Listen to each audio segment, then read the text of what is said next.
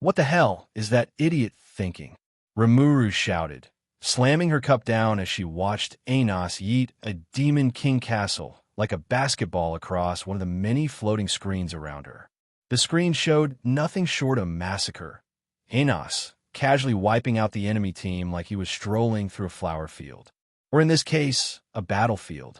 This wasn't a surprise, though. In their strategy meeting, Anos had declared himself the frontline attacker. Rimuru and Misha were assigned to defense and containment, handling anyone clever or foolish enough to slip past him. But Rimuru had taken it a step further. She proposed creating a massive diversion to keep the enemy occupied and discourage them from splitting their forces. And it worked. With Misha's support, they constructed 3 Demon King castles. Only one was real. The others? Elaborate decoys. Add in Rimuru's custom spell, Domain of the Empress, and the battlefield turned into a trap layered with illusions, surveillance, and wide-area enchantments. The most terrifying thing is the unknown. True to those words, the enemy hesitated.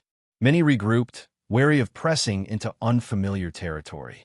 A rookie mistake, perhaps, but Rimuru didn't mind. It gave them time. Anos used that time wisely.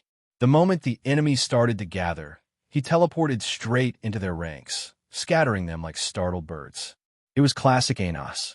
Back in his early days as Demon King, he crushed enemy camps one after another like stepping stones on a walk. Hence the nickname, Demon King of Tyranny. He never viewed battles, only standards not being met. And yet, despite that terrifying reputation, Anos never harmed the innocent. Not once. So why throw an entire castle full of students across the battlefield? Simple. Rimuru was there. Domain of the Empress. Her spell had 4 core effects. Spatial isolation, separating a zone from the world's natural laws. Real-time surveillance, displaying events from multiple angles on command. Buff and debuff field, allowing wide-area magic adjustments on any target within. Illusion zone, projecting any false scene, even to powerful mages. That's why, despite the castle crash landing like a meteor, not a single student inside was critically harmed. Rimuru healed the wounded with quiet precision while projecting an illusion for the teachers, showing that everyone had survived with only minor scratches. Can't have angry, noble parents knocking down the school doors because their precious heirs scraped a knee, she muttered, sipping her tea. Sasha's entire team was made up of royal-blooded nobles. If word got out that Anos had nearly killed them, even accidentally, the backlash could turn political. Rimuru wasn't about to let that mess happen. Misha, how's the situation inside the castle? Rimuru asked, eyes half-lidded from magic fatigue. They were sitting on the balcony of one of the castles, specifically the real one. Rimuru leaned against her chair with her teacup, while Misha examined her own set of screens. 10 out of 13 captured, Misha said softly. The rest are moving through the illusion maze. Cautious but slow. Anos will finish the others soon, Rimuru replied as another castle-sized explosion went off on screen. They won't even make it to the next floor in time. Their coordination was seamless. Misha's focus and Rimuru's overwhelming control meant even unpredictable variables were handled smoothly. Good thing, too. One of the enemy's scouting groups had come up with the brilliant idea of taking hostages to restrict Anos's movement. Unfortunately for them, Rimuru was already 3 steps ahead. Meanwhile, in the rubble, cough, Sasha crawled out from the remains of the destroyed demon castle. Dust clouded her vision, but she could see her teammates emerging, groaning and disoriented. Strangely, none were seriously injured. Mentally, however, they were exhausted. Panic and confusion clung to them like shadows. Sasha clenched her fists.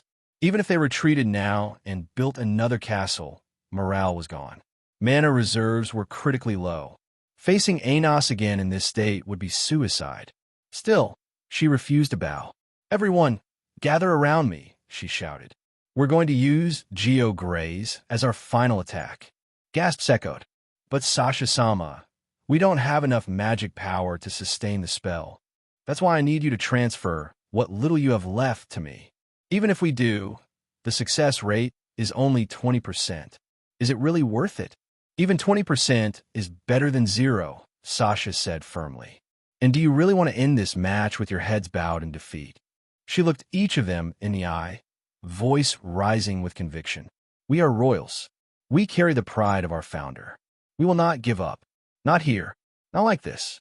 We will show that mongrel what we royals can do. Yes, Sasha-sama, they shouted together. From the balcony, Rimuru and Anos, via projection, watched the scene unfold. Rimuru raised an eyebrow. Anos tilted his head thoughtfully. Both thought the same thing. She has impressive charisma. Magic particles rose like glowing embers from the shattered ruins of the Demon King Castle. A massive, three-dimensional magic formation unfurled beneath the battlefield, illuminating the sky with intricate golden runes. The castle itself disintegrated into raw mana, funneled directly into the formation like a river pouring into a bottomless basin. This was no ordinary spell. It was a combined effort. 5 elite sorcerers working in tandem with 7 guardians who had willingly sacrificed their mana and the very essence of the Demon King Castle. The result, a colossal magic cannon, easily twice the height of a grown man. At the center stood Sasha Necron, eyes sharp, face calm, her figure illuminated by the magic radiating around her. 2 shamans stood behind her, casting enhancement spells to amplify her control. The rest of her team formed a line behind her, channeling what little mana they had left through her Demon King crest directly into her core. As the final circle snapped into place, Sasha took a deep breath, her confidence returning in a burst of pride. Activate Geo Graze! The cannon roared to life. A blinding torrent of fire magic, the highest tier spell once wielded by their founder in the Great War, shot toward Anos with earth-shaking force, as if the sky itself had turned to flame. But Anos simply watched it come. He mused, eyes narrowing with interest. She truly deserves the title Witch of Ruin. That level of destructive precision, how rare. A small smile crept onto his lips. Since you gave me such a show, he whispered, lifting his hand and pointing a single finger, it's only polite I return the favor. Griga, a black flame, no larger than a spark, shot from his fingertip. It met Geo graze in midair, and pierced through it like a blade through silk. The monstrous fire spell collapsed in an instant, swallowed by Anos's seemingly harmless flame. But it didn't stop there. The dark fire raced forward, still intact, headed straight for Sasha and her team, now drained and defenseless. Everyone take cover, Sasha shouted, summoning a barrier with the last drops of her mana. The black flame collided with it and shattered it like glass. Panic surged through her chest. There was no time. Then suddenly, a purple barrier surged around them, shielding them just in time. Boom! The explosion rocked the battlefield. The ground trembled. The sky darkened. And yet, when the smoke cleared, not a single scratch marred the glowing shield. Footsteps echoed through the silence. Anos walked through the smoke, unharmed, untouched, unstoppable. The purple barrier dissipated as he arrived, revealing Sasha's team, most of whom had already collapsed from mana exhaustion. Only Sasha stood, swaying on her feet, determined to fight to the bitter end.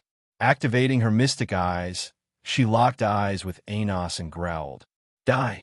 Anos blinked. "No, I don't want to." With a subtle flash, his own mystic eyes activated, repelling hers with ease. "TCH, then just kill me already," Sasha spat. "Why would I? You're my subordinate now. It'd be a waste to kill someone with potential." Sasha stared at him with hatred. "I'll kill you someday." Anos chuckled. "If death came simply from being killed, I'd have died 2,000 years ago." He extended a hand. "Come now, Sasha. Join me." She hesitated. Thoughts swirled. Shame, confusion, reluctant respect. She sighed, then reached out. "Fine. I can't beat you right now anyway. And thanks to the sect, I probably can't betray you either." She glared at him one last time. "But this is a contract, not a surrender. Don't mistake this for loyalty. I'm not giving you my heart." Anos just smiled, unbothered. Welcome to the team. Sasha looked around. Her teammates were slowly healing, far faster than normal. Her brow furrowed. Wait, they should have been severely injured. How? She glanced up and froze. A massive, faintly glowing magic circle floated in the sky above them, almost invisible to the naked eye. Activating her mystic eyes, she saw it clearly now. Thousands of tiny magic glyphs, shaped like raindrops, were falling gently onto her team. Healing runes? She turned to Anos. Is this your magic? Anos shook his head. No, that's Rimuru's work.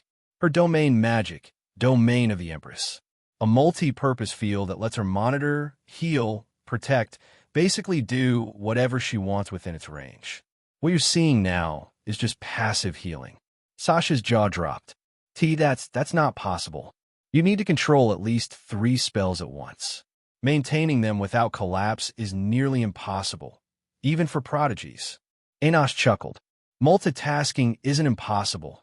You just need to be on a level where your subconscious handles it for you. Oh, Sasha groaned, her worldview crumbling further. Later that evening. Why am I here again? Sasha muttered under her breath as she stood outside Anos's house with the rest of the team. Anos looked at her, tilting his head. Isn't it normal for teammates to hang out and build chemistry? Before she could argue, Rimuru opened the door, casually grabbed her by the wrist, and pulled her inside. Andy, we're back. We brought guests. Make dinner, please. Sasha blinked. Wait, whose house is this exactly? Inside, Isabella swept into the room with the warmth of a doting mother. Welcome back, Anos-chan. Rimuru-chan. How was the exam? I passed with flying colors, Anos replied. That's wonderful. Anos-chan, you're still just a month old, but you're already surpassing legends, she gushed. I'm making a feast tonight. Rimuru snorted softly. Don't forget about the guests, Auntie. Isabella blinked, turning to the others. Oh, Misha-chan, good to see you again. And her eyes landed on Sasha. Sasha stepped forward with a polite curtsy. Nice to meet you, Auntie. I'm Sasha Necron. I hope we get along. Isabella shrieked. Anos-chan brought home a second bride. Anos sighed, face-palming. Here we go again. Hey, welcome to Firescale Audiobooks. If you enjoy our audiobooks, please consider subscribing to the channel. Also, feel free to share your review in the comments section below. Arnos-chan has bought a second bride home, shouted Isabella, making Sasha freeze. But before she could comprehend the nonsense, she was hearing another person enter the conversation. Arnos, Papa was also naughty in the old days, though I did it through fencing, haha, said Gusta, but after a dramatical pause, he contacted. Therefore, I understand your feelings well. I did dumb, stupid things as a boy, and I'm able to understand most of them. But, you got 2 women. I'm so envious. Father, your true intentions are leaking out, shouted Anos in his mind. When Anos was having such a wonderful conversation with his father, his mother, like usual, was interrogating Sasha for some juicy information. Say, Sasha, it's not that I mind you courting Anos, but you must remember he is still 1 month, and also he and Misha is dating, said Isabella. It doesn't matter. That's got nothing to do with me. And what do you mean he is still 1 month old? Answered Sasha, making Isabella's eyes shine more. It doesn't matter. A mistress is good too. Arnos-chan, why are you so popular? Please wait a moment.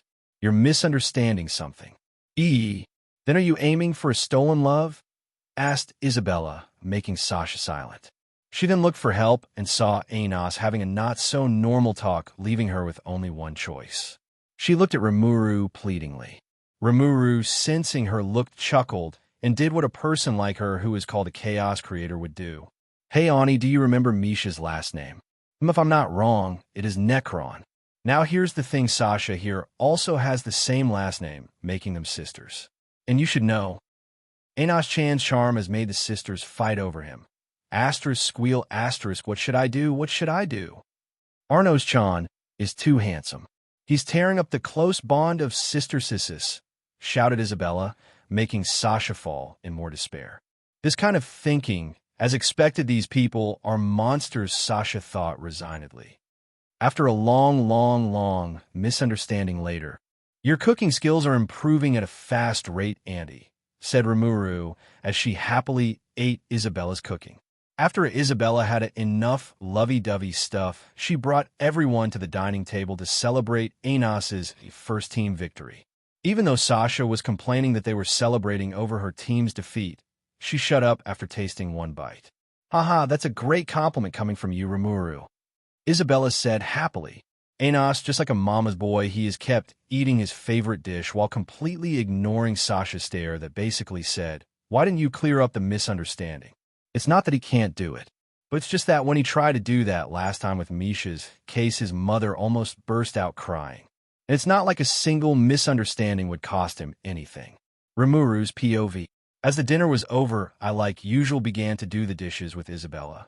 While I was going to the kitchen, I saw Misha and Sasha going outside to have their little chat.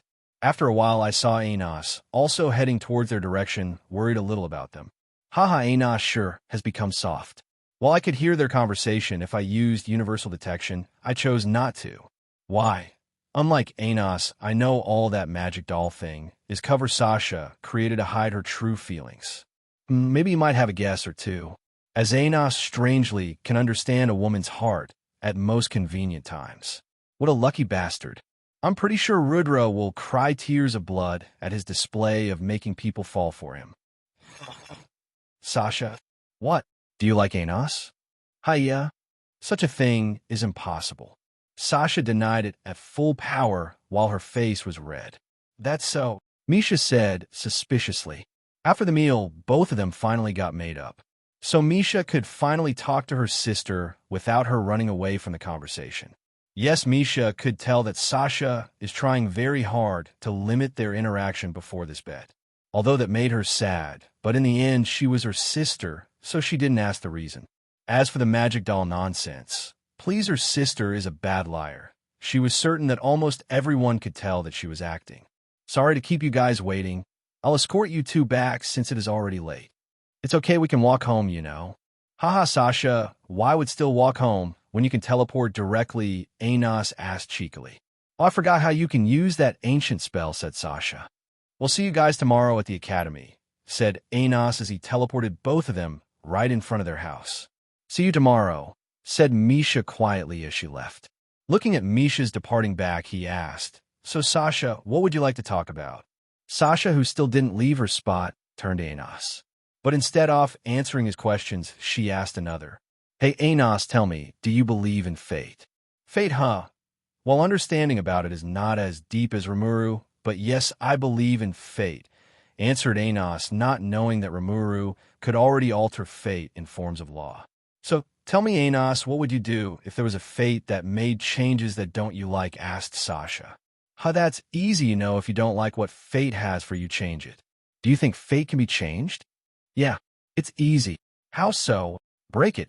Sasha's eyes widened a little before she smiled. Hey, Enos, can come here for a second. I refuse. Enos said flatly. Why are you refusing? Just come here. I don't like being ordered around.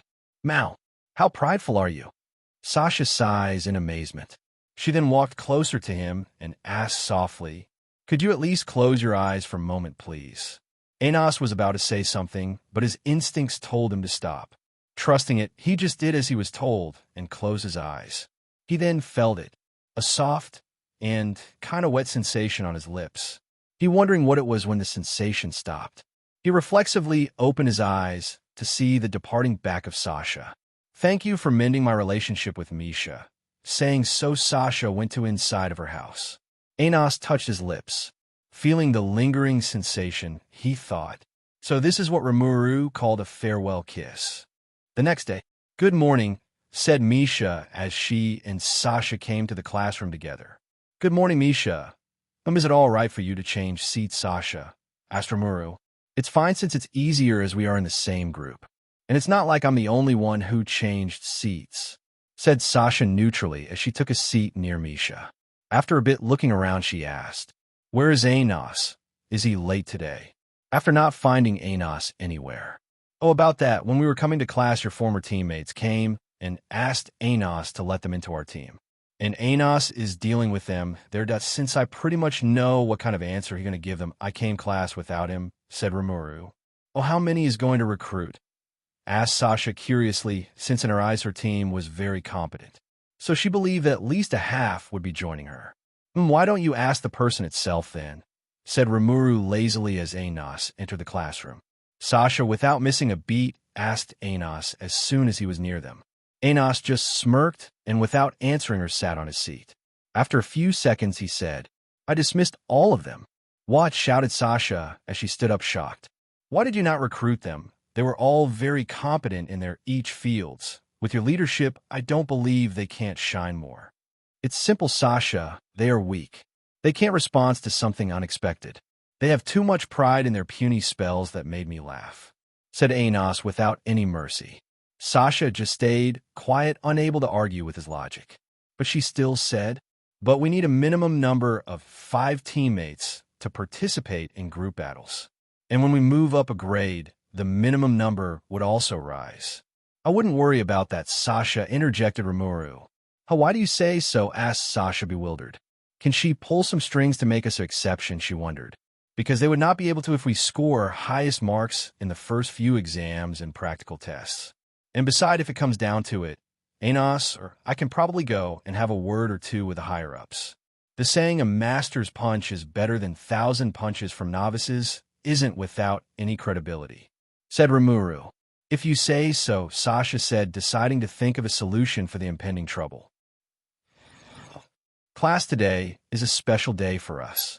Today our morning lectures of fusion magic would be started by one of the 7 demon elders, Avis Necron, Sama. So I expect all of your best behavior. Especially you, Anos Voldegod. Don't be rude to our esteemed guest, said Amelia as she gave Anos a stink eye. Hey, I can behave, you know, Anos mumbled while complaining. I doubt it, said Rimuru, making Misha at the side smile a little. Even she agreed that Anos has no idea how to behave properly. Soon the door of the classroom opened, revealing a skeletal mage. He wears a robe that covers his entire body and a headpiece with side ornaments, leaving only his skeletal/mummy face to be seen. He doesn't look to have a bottom jaw and speaks through a jawmouth ornament on his chest. This is Avis Necron, the ancestor of the Necron family and one of the demon elders. Everyone stood up and bowed to show their respect to the demon elders. Well, everyone except 2 people. Yo, Avis, long time no see, said Anos as he casually waved towards him. Everyone was shocked. Amelia almost had a heart attack. She quickly shouted, Arnos Voldegod Kunt.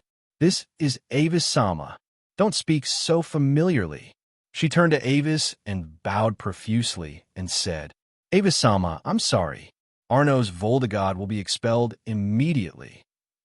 It's fine, Avis spoke, stopping the commotion. He turned to Anos, while glancing at the person next to him. While she wore the royal's uniform, he couldn't remember her. Using his demonic eyes, he tried to peer deeper into her being to find her origin. But he was blocked. No, he was pushed back even. Looking at her golden eyes, he felt a feeling he forgot. The feeling of dread. She was doing nothing, just looking at him. But Avis felt that if he tried to retaliate, he would be crushed like an ant. Don't try to pry things you are not allowed, mongrel. When he heard her voice, he felt shivers down his spine. Then he remembered it. There was a report of a student who has the most resemblance to their advisor, a legendary figure, even to the demon elders. At that time, he dismissed it as if the advisor is truly here, then why didn't she reveal herself? But now he knows that she is back, and she is very pissed at him. So he quickly tried to change the topic for the sake of his dignity and life. And fortunately, the voice wasn't heard by others. You speak as we know each other. Anos, obviously seeing his panic expression, chuckled internally. Hey, that's what you get for not minding your own business. It's been 2,000 years. Don't you remember me? That's very likely true. But unfortunately, I seem to have lost my memories 2,000 years ago. The only memory I have left is about my master and creator, said Avis after not remembering Anos's face. Then shouldn't you remember me? Did you really lose your memory, or did someone seal them?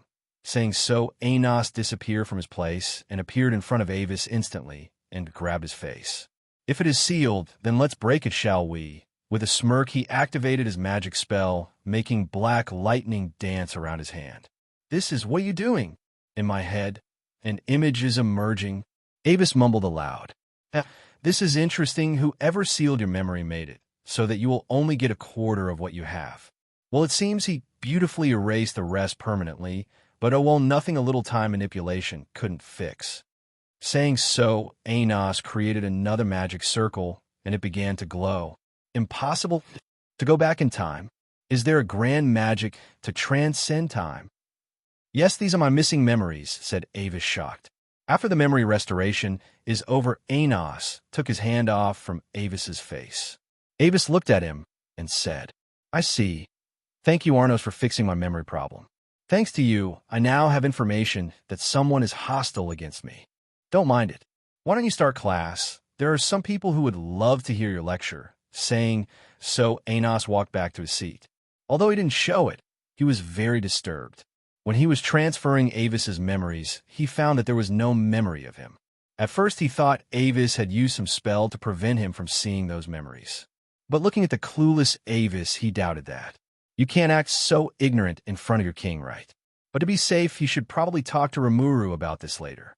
Nodding to himself, Avis also started his lecture, which is about fusion magic that the Necron family is famous for. While school continued as normal as it could be if we ignore how Anos modifying another original spell like it was nothing. But apart from that, the day was normal. After class, Anos and Avis are now having a secret meeting in one of the many corridors. "I see, so from what you were saying, you are my master, the Demon King of Tyranny," said Avis after hearing Anos' story of how his name was seemingly replaced. "Yeah, that Avus Delhevia is fake. Someone must have rewritten your memories," said Anos calmly. "Well, that as it may. How would I know that if that someone isn't you?" asked Avis questioningly with his aura was leaking out. Anos just shrugged, not bothered by the aura that could make any average Mazoka faint, and said, "While I have no evidence to prove my innocence, so you'll just have to take my word for it." After staring at Anos for a while, Avis finally replied, "I see. In normal cases, I would arrest you for the suspicious of being an enemy of my lord, the Demon King of Tyranny. But since I have yet to find why you feel familiar to me, I shall stay neutrally for now. Besides, if you are truly an enemy, the advisor wouldn't stay silent." Saying so, Avis walked away. As he walked past away from one of the corners, Rimuru walked out. She looked at Anos, who was still leaning over the wall. "Anos, well, I won't interfere with your methods, but what you are doing is quite risky," said Rimuru. Chuckling a little, Anos said, "Isn't it fine if the mastermind has even a little bit of brain? He would undoubtedly take the bait I prepared for him. And don't worry, Rimuru. The worst-case scenario is me killing a god." Rimuru sighed exasperatedly. "You brat, don't go trying to kill gods left and right. Even when those guys are just utter trash, they still has a purpose in this universe. And trust me, picking guys to replace them is more annoying."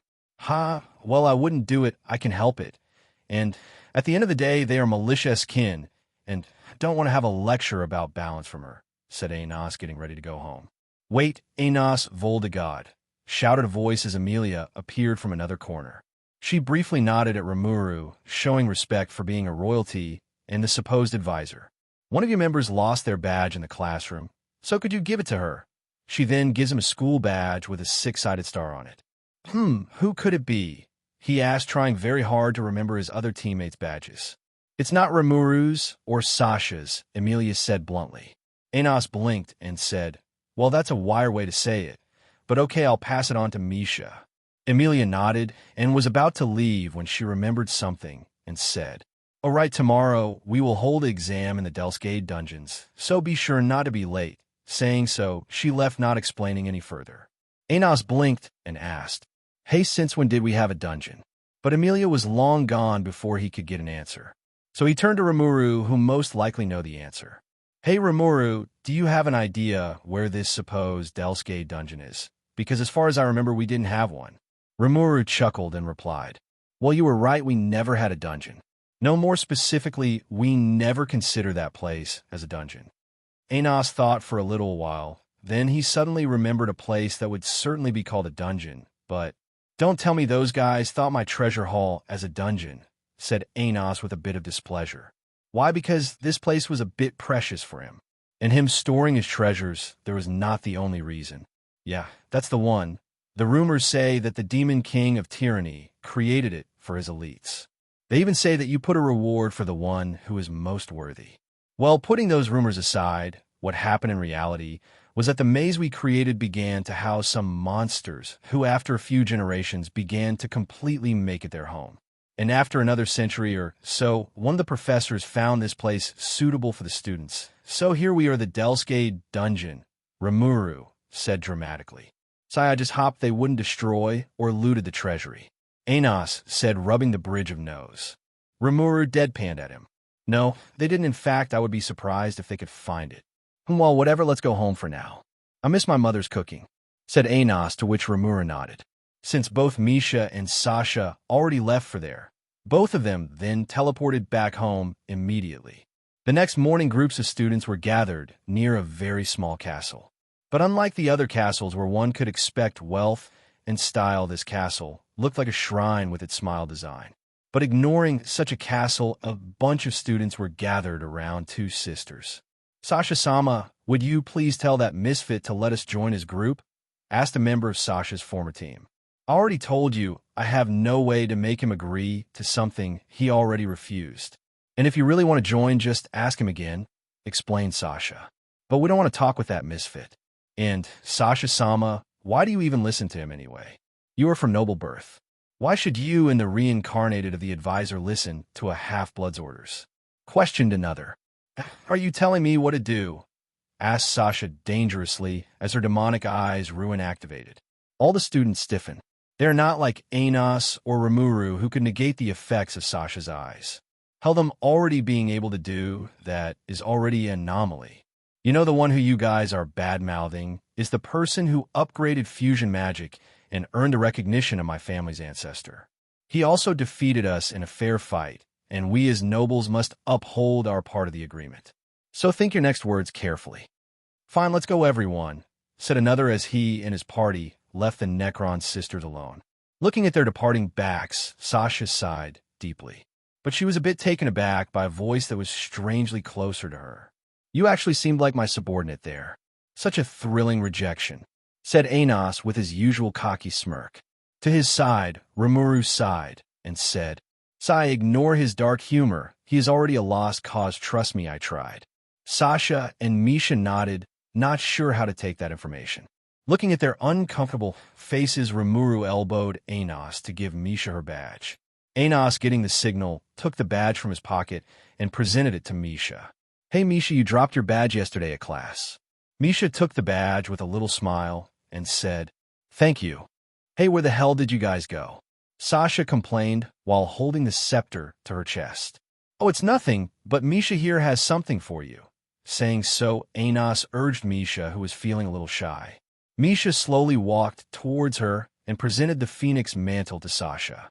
Happy birthday, Sasha, she said quietly. Sasha, who was surprised at the sudden turn of events, smiled genuinely at her sister and said, Thank you. Rimuru looked at those two and said, Hey, why don't you try it on? Misha can help you while I take Anos outside. Both Necron sisters nodded, prompting Rimuru and Anos to leave the room to give some space for them to change. As they were outside, Rimuru turned to Anos and said, So did you give the Lotus Ice Ring to Misha as a gift? He nodded and replied, Yes, since we were already there, I thought why not let her choose? Rimuru teasingly asked, My Anos-chan, didn't you know that giving a lady a ring means that you want to marry her? Don't tell me you are actually thinking of doing your mother's request of giving her some grandchildren this quickly. Hump, what nonsense are you saying? I'm still young to get married, and besides, I only think Misha as a friend. Anos quickly defended himself to avoid being teased any further. Haha, you're still easy to tease. Rimuru laughed, seeing him like this. One had to know Anos, as the Demon King of Tyranny has his fair share of experience, so he knows how to manage his facial expressions. But who is Rimuru? She is someone who took care of Anos when he was just a child. She taught us how to fight, rule a kingdom, and understand his subjects.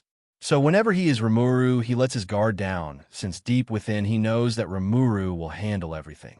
That's why even though he can be as shamelessness as a certain flowery mage, he doesn't, due to the single reason that Rimuru is family. And if something can make the demon king of tyranny kneel, that is his family. As they were chatting happily, they suddenly froze. They smelled something that is extremely familiar to them. Blood. And that smell is coming from the chamber that Sasha and Misha is in. Both of them quickly dashed inside to see Misha being impaled in the stomach by Sasha. And as soon as they entered, Sasha, without speaking to them, casted a spell and attacked them simultaneously. Quickly casting a barrier, they both blocked the attack only to met with a huge smoke that covered their vision. The attack was a fake, and what Sasha casted was a smokescreen spell. Casting a wind magic spell, Rimuru blew away the smoke, only see that Sasha is missing. Clicking her tongue in annoyance, she quickly went to see how Misha's situation is. After checking her state, Rimuru breathed a sigh of relief. Although the wound is quite big, the sword didn't hit any vitals, so a quick healing spell could help her. Looking at Anos, Rimuru said, "Go, I will help Misha here. You should catch up with Sasha before she gets too far away." Nodding in agreement, Anos dashed out to catch up with Sasha. After he left, Rimuru muttered, "This fate that hunts you sisters shall be severed today." Anos POV. Sigh, what a drag. Sasha sure know how to play a show. I mean, if you want to kill someone, you can't be this sloppy. Sigh, looks like I have to give her a lecture on how this field goes. Well, this may as be interesting. So, Sasha, mind telling me why you were trying to fool Misha? I asked the now cornered Sasha. This place is the home me and Rimuru lived before I took up the title of Demon King of Tyranny. So at my castle, I have some control over this place. Even though the connection isn't as strong as the Delscade, I still have power to block one or two paths. And so with this connection, I blocked the path Sasha would take after passing the beach area. Even though Rimuru calls this place a beach, I still thinks this is park. How I didn't see I wanted to kill that doll. And besides, that garbage disgusts me, so I did the logical thing, I removed the trash. Sasha said with maniacal laugh. You didn't answer my question, Sasha. I spoke again, not bothering to comment on how absurd her acting skill is. What are trying to make me repent or something? Oh, don't tell you still think I have feeling for you. Ha, you males are quite simple, aren't you? One little kiss, and you will dance to my tune. Ha, but guess what? I'll never feel something for you, half-blood mongrel. Sigh, this girl. Did she really think something like this would affect me? Well, her manipulation skill are quite good for her age, but well, this is getting boring.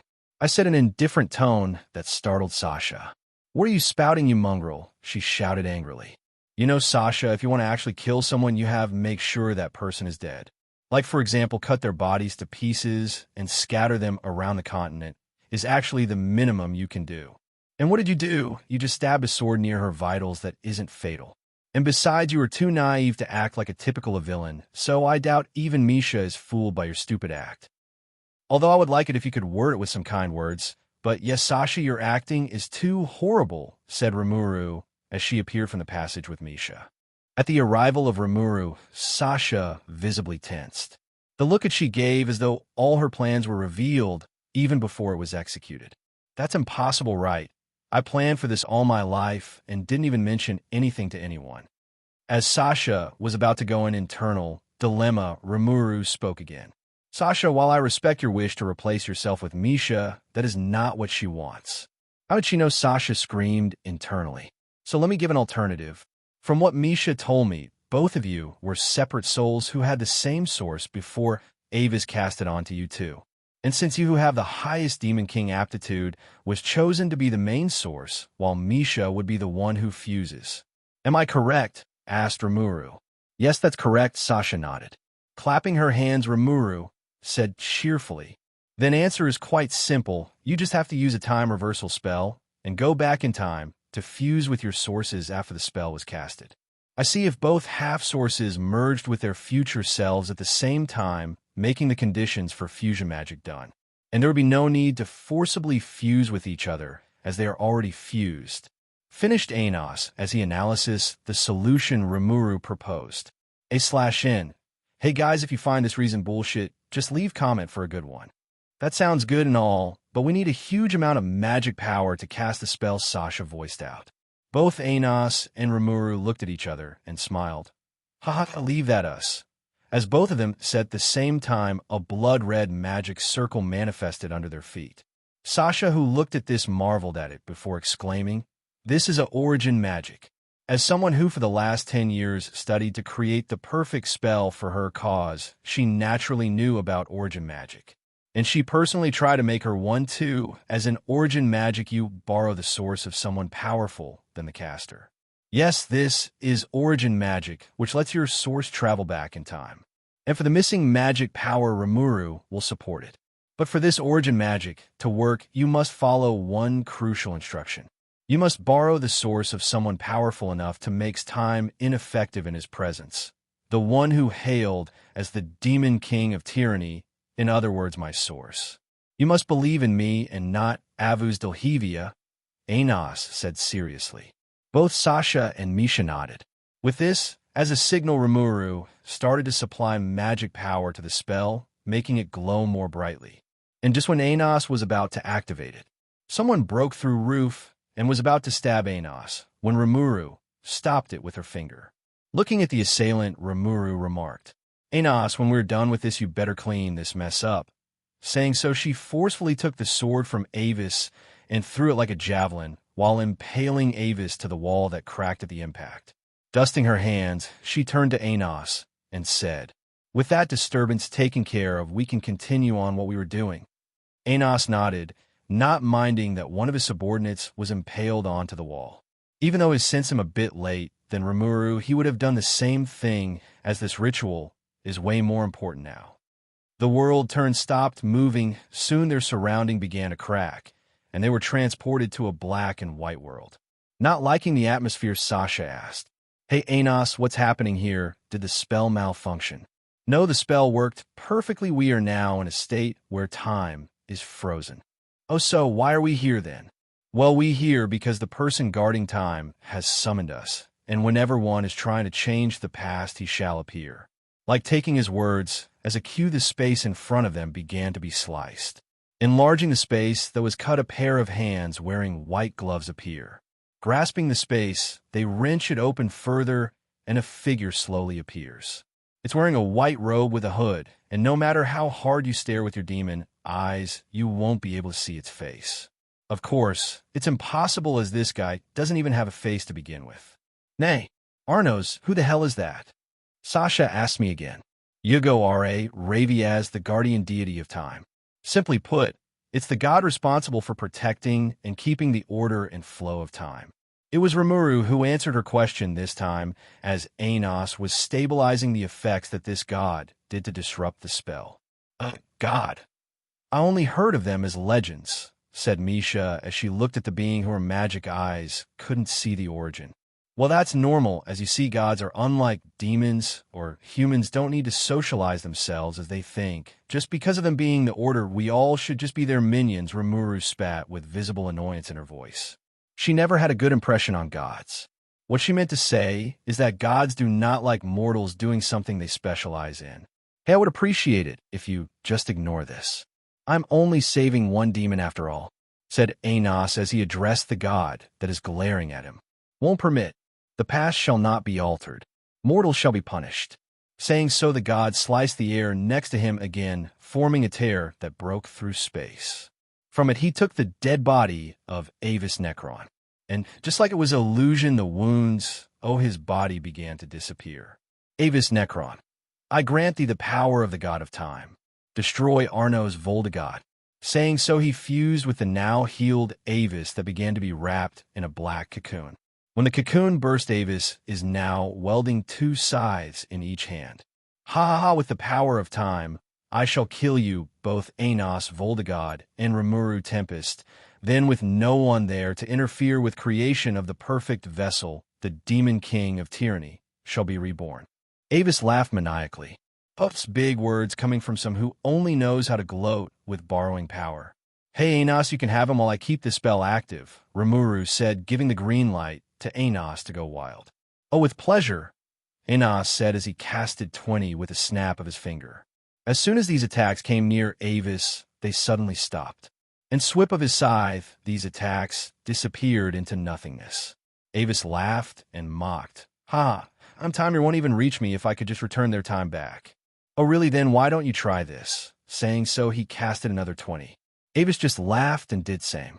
But as soon as the attacks vanished, 30 materialized from them and hit the surprised Avis, who too shocked to cast a barrier. If you're going to turn the time back for my attacks, I just need to cast spells that have their time reversed, Anos said smugly as he watched the explosion. While Anos and Avis was going on with their duel, Rimuru, who was supporting this spell, suddenly felt some third party was interfering. She, with her eyes enhanced, looked at the source and found that someone was trying to bind the Necron sisters back to their destiny. Why is he doing this? Rimuru doesn't know why, but she didn't like it when someone is manipulating someone's life like a puppet. This person reminded him of Clayman, and brother, she knows how much that guy is a control freak. So without anyone noticing, she gathered some void energy to her fingertips while also infusing some energy form her ultimate skill. Like she was drawing a horizontal line, she cut the other party who was interfering with the spell. She vaguely heard the scream of "Curse you, outsider." Why is that voice seems familiar? After thinking for a bit, she shrugged and thought, "Man, he must be a pain in the ass if I forgot about him." Oh, looks like Anos is finally getting a little bit serious thinking. So she looked at them, and sure enough, there was Avis kneeling on the ground, and Anos was holding something she found nostalgic. It has no defined shape as it changes its form to suit its wielder. The sword that is the manifestation of destruction. The sword that a few knew about. Veldanava, the abolisher of reason. A sword that destroys order. The nemesis of the gods. One of the reaming god-slaying swords in this planet. Haha, so what if I'm not God? I am the Demon King, the person who rules the demons. Since my subordinates wants to see a miracle, then I shall show them. Saying so, Anos started to walk towards the god who is now fully fused with Avis. Foolish. Do you still think of yourself as the Demon King, stupid founder? No one believes in you. And do you really think you can defy the order that we gods rule? Preposterous, know your place, mortal. Saying so, Avis and the god both rushes towards Anos while swinging both sides to cut Anos in half. Anos dodged one and caught another one with his bare hands. The Time Authority tried to manipulate his time, but every attempt was met with this failure. What is a Demon King? Is it power? A title? Authority? A position? All of it. Avis shouted as he tried to move the scythe. It's none of them. I'm simply me. To completely annihilate those enemy who rise up and rebel against me no matter what their destiny or providence is. That is what a Demon King is. Anos shouted as is activated, sending a wave of destruction that pushed Avis away. Etch this scene into your very being, Avis, for I am the Demon King of tyranny, and I am back. With those words, Anos swiped his sword and destroyed Avis's and Hugo R.A. Raviaz sources together. No curse you, Anos Valdagood. With their last scream, both of them were annihilated. With his part done, he put away Veldanava away. He then turned to see Sasha and Misha fusing with their past selves. And turning to the side, he saw Rimuru with a small smile on her face. So did you found why your creation is not following your orders? She asked a rather strange question, but Anos replied, yes, it seems like someone has killed him and fused another source with his weakened one. But unfortunately, I couldn't analysis it as it was destroyed too quickly. This may get more messy. You see, when you were fighting, I felt someone trying to interfere with the spell, said Rimuru as she looked at Anos seriously. That's troubling, but oh well, I doubt they will leave a trace for us to investigate. So I'll just leave this to Avis, says Anos as he shrugged his shoulders. Oh, that guy survived, asked Rimuru, a bit surprised. While she doesn't have any experience, but the feeling having someone forcefully occupying one source is quite painful. Most would be dead in seconds. Yeah, whoever did this is quite talented at source manipulation. Ava's source was spared from the attack completely, so I should be able to revive him when this is over. Hopefully we may have a lead to the mastermind, Anos said as he looked at the Necron sisters who now done with the fusion. Looks like they fused without any problems. Well, what do you say we head home? I'm starving, said Rimuru as he handed the fallen scepter to Anos. You are right, if we arrive at the outside before morning, we'd be able to get a perfect score, Anos said as he looked at Sasha and Misha with a smile, and then started to leave with Rimuru. Hey, wait up, we are coming too, and why the hell are worried about grades when you're the Demon King and all, said Sasha, as she and Misha ran to catch up with them. Anos looked at A with a smile and said, "Ha ha ha, since this is my first time participating in such an exam, so I should definitely have a perfect score, don't you think so?" Rimuru at the side thought. Yet at that time, there was no one who could have the mentality to even conduct such tests. "We are back," said Rimuru happily as she entered Inos's house with the rest of the team. As usual, after they gave their spoils to the teachers for the authentication test, they all decided to crash at Anos's place to party. And with Isabella's hyped attitude, they were soon greeted with various kinds of dishes. As they were enjoying the happy atmosphere, Rimuru suddenly froze for a few minutes.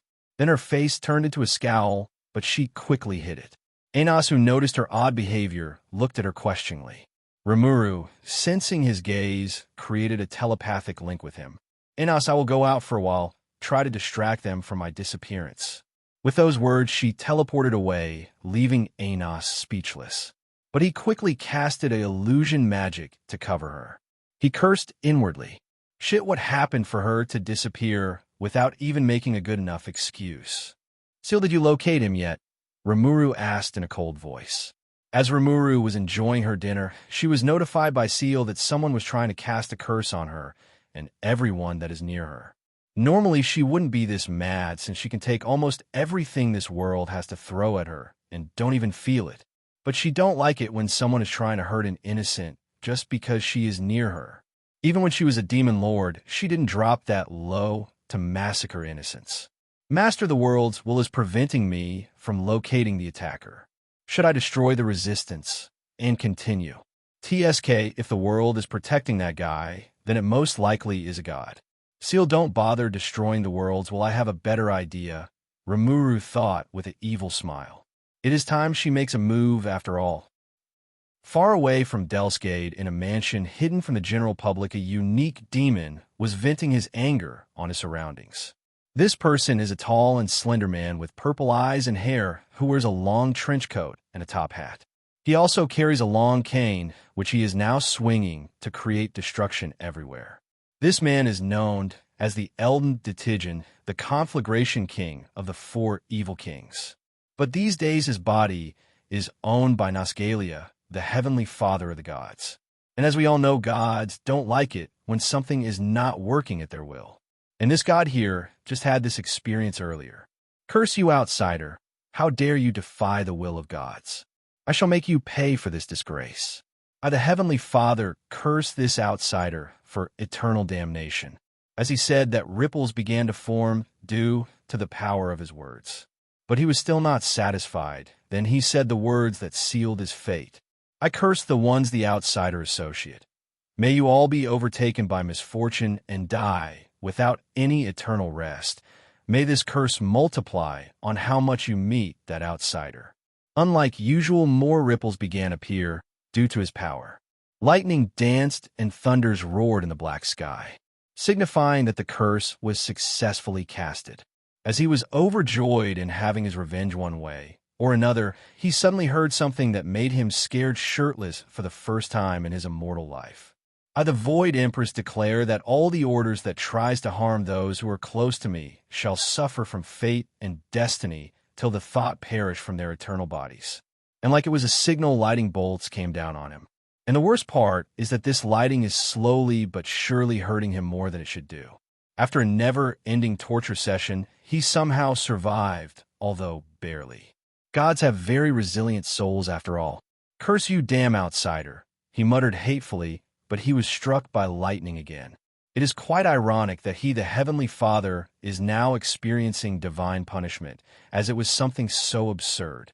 But unfortunately for him, he messed with someone who could manipulate fate and destiny. And with gods being someone who never listened or tried to change their minds, easily Nosgalia will be having some divine lightning bolts quite regularly. "And that's how you punish a god, Ciel," Rimuru said proudly as she used to observe Nosgalia's punishment. She knew that killing him by her hands is something that would break the balance of this world, so she opted to a more feasible option, and that is giving a curse to the gods who are going to be, or already is, hostile. "Master, if you allowed me, I could do something even more better. Yev gave you the green light, you might as well gives him a mental trauma," Rimuru thought sarcastically. During her rule in the underworld and being the person who in charge of souls, she had to deploy torture sessions for the most wicked souls. And most of those sessions, if not all, are handled by Ciel. So Ciel, who still has idea of not going overboard, is quite scary. Even the demons fear her methods. It has been about 2 months since the dungeon exam was held, and as Anos wanted they got a perfect score. This results did get various reactions from the class, as some say that he only got it with Rimuru and Sasha's help. But then again, when did they bother to listen to some stranger's nonsense? During this time class went as normal as it could go, excluding the news that one of the demon elders was missing. The nobles all deployed various ways to locate him, but satisfying results didn't come. And as this class was going to get boring to Rimuru, something unexpected happened. Class today, we have a transfer student. I hope you all get along. Soon the classroom door opened and came a young man with shoulder-length white hair and blue eyes. He wore a long coat version of the Demon King Academy uniform, as his uniform consists of black and red tones like most uniforms for pureblood students. He walks to the stadium and bowed a little and introduced himself. "Hello everyone, my name is Leigh Gransley. It is a pleasure meeting you." He then surveyed his surroundings, looking at each student with a half smile, but his gaze was on Anos a bit longer while his smile turned wider, but he quickly hid it. Of course, this small gestures was not hidden from Anos and Rimuru, who from the beginning was analyzing him. When he entered the room, Rimuru felt a remnant aura of a sword she didn't expect to find in this place. The holy sword that gifted by the gods, which actually was created by Rimuru and which could alter fate, so it would be given to the one person who she reminded of herself. The owner of that sword was quite special. He was hero of the humans' race and beamed the person who carried all their burdens and hope and leading the war to a stalemate by competing with Anos on equal grounds. Now, this got more interesting, Rimuru thought while her smile widened while her eyes twinkled in anticipation. What will this person bring to their lives? "So how did we come to this again?" asked Sasha as eyed the team of girls and Leigh who were in front of her. They were all geared up and was clearly ready for battle. "How indeed," Rimuru said with calm smile still plastered on her face. After Leigh greeted everyone, Emilia asked him to create his own team in the next few days as they are required to have another group test. But surprising everyone, he refused and asked whether he could join Anos's team, since for him Anos looks like the perfect guy who he could get along with. And as you guessed, he rejected him without hesitation. His reason was, "If you want to be my subordinate, you have to show me your worth." So he proposed they have a team battle with each other. If they somehow manages to impress him, he would let them into his team. Leigh agreed since it seems fun. And as for his team, there are group girls who runs the Unitarians. They are all half-blooded people who formed a faction to oppose the nobles that are try to half them just because they have a little of their founder's blood. And they are convinced that Anos Voldegod is their founder, as he has demonstrated it with his unparalleled strength and wisdom. When Anos first went to their headquarters, they were so happy that most of them became unconscious. And it was more apparent to Rimuru and Sasha that these girls are running this campaign in the academy with the disguise of Anos's fan club, which they totally are. But the problem with them is that even when they asked to join his team, Anos could tell that they lacked the necessary self-confidence to be in his team. So Leigh challenging him is like a God-sent opportunity. He could make the Union girls join Leigh's team for now, and when they battle, they could gain some confidence for them to join his. And beside, even if they couldn't join, now no one said they couldn't join later. This is why now they are in a magical forest where fought earlier. Since this forest is able to regrow in a matter of hours, they could go all out. "Do your best if you want to impress me," saying, so Anos teleported his team to their base to start this test. "So what's the plan?" Sasha asked as they arrived at their destination. "I'll handle Leigh while you handle the others," Anos said. "Are you sure Anos forget about me? Us having Rimuru is already too much," Sasha said, remembering how Rimuru effortlessly killed a demon elder. "Oh, what are you talking about? Rimuru wouldn't interfere with this match, right?" He turned to Rimuru to ask, just in case. Chuckling, Rimuru replied, "It's unfortunate, but I can't really fight in a small battle like this. The girls would lose their courage if I'm going to be their opponent, so I'll just take on a support role for now." Right, that would be helpful. Enos nodded, and then turned to Misha. Misha, if you would. Misha nodded and chanted. Soon a castle-like structure began to be created at a rapid phase. And within minutes, a very gigantic ice castle is finished. While your creation magic seems to have gotten stronger, is it because of the ring? Sasha asked, eyeing the ring that Enos gave Misha on her birthday day. Misha nodded and said, I can feel the cost for creation magic is halved with it. Rimuru looked at her source with her enhanced eyes, saw that Misha's source, which was quite damaged when her soul was under pressure because of fusion spell, is now healing. And what's more, she could see that her source is slowly beginning to show its true form. The same could be said for Sasha. But unlike Misha, who got her creation magic amplified her destruction magic, is being more refined. This is because their sources are slowly turning back to their original appearance, as there's no need to hide from the world, as no god could harm them. This is the uniqueness of the sources that these sisters have, as one was the goddess of creation, and while the other is goddess of destruction. Each of their concepts are too powerful to be controlled by an outsider, so they chose to camouflage their original self to avoid being found. Well, then off I go. Saying so, Enos left using. Will this plan even work? I mean, would Lei even go against Enos directly to begin with? If you ask me, the best option would be either taking me or Misha out first, Sasha asked worriedly. Don't misunderstand her. She isn't afraid of Lei, as she is sure she can buy time if she was overwhelmed. Now don't worry about that. Those two will just duke it out together. Well, Sasha, would you like the first attack? Rimuru asked. Okay then. I'll head over there to scout the enemy base and try to attack them if possible. Saying so, Sasha used magic to float and flew towards the enemy camp. So do we do this just like last time? Rimuru asked Misha. Misha nodded and went inside the castle with Rimuru following behind her. So you choose to take me on one-on-one, huh? Enos said as he walked towards Lei, who was sitting on top of a rock. Well, I'm more of a front-line fighter than a commander, and beside, didn't Mr. Enos say you want me to prove my worth to you? Lei replied as he got off from his seat. Enos looked at the sword that is on Lei's waist. Oh, you're not using your magic sword? He asked in a bit of surprise. Well, I had to lend it towards my team, since they need it more than me for today. And besides, I'm more of a traditional swordsman than a magic swordsman. Lei said as he unsheathed his blade. Or are you sure now? I'm not that weak, you know, or are you too confident of your skills? Enos said, intrigued. Haha, no, I'm not underestimating you at all. In fact, my instincts are screaming at me that you are dangerous. But you see, in this test, you don't actually need to just defeat you. As his words were heard, the ground began to shake. Enos looked at the direction of the shaking and was surprised. The ground began to collapse as parts of it began to float and began to form a giant golem. Unlike normal golems, this one is formed by using the spell Genes on the castle. Since it has the high defense of Demon King Castle, it is a walking tank. Oh, this is quite the unique idea you guys had. But for what I see, this requires quite an amount of demonic power. Care to enlighten me, Lei? Enos asked with a smirk. He always liked it when his opponents do the unknown. Oh, you see, I'm kind of bad at magic, so I rarely use my demonic power. So I thought, why not lend it to them? Lei said with a smile. Oh, you sure do have a large mana pool for the spell to run. Well, this certainly makes one of us in a disadvantage. What to do, he said aloud as he looked at his surrounding. Then he smiled and took a tree branch that was fallen near him. Say, why don't we do this like this? I will fight you with this, and if you manage to defeat me, it is your win.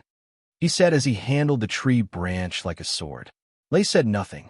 He also took out his sword and took a stance. He knows better than anyone that to a true swordsman, anything can be a sword. Like it was unanimous agreement, they both dashed at each other at the same time. You really have to be kidding me, Sasha said as she dodges the attacks from the golems. She was doing her scouting mission as usual when she was bombarded with attacks from a golem that appeared out of nowhere. And it seems this one has anti-magic woven into its core. And her physical attacks are not working either, as its defense is quite scary. She was struggling to think of a way until a telepathic message came from her king. You know you are hopeless without me, right? Came the cocky voice of Enos. Shut up.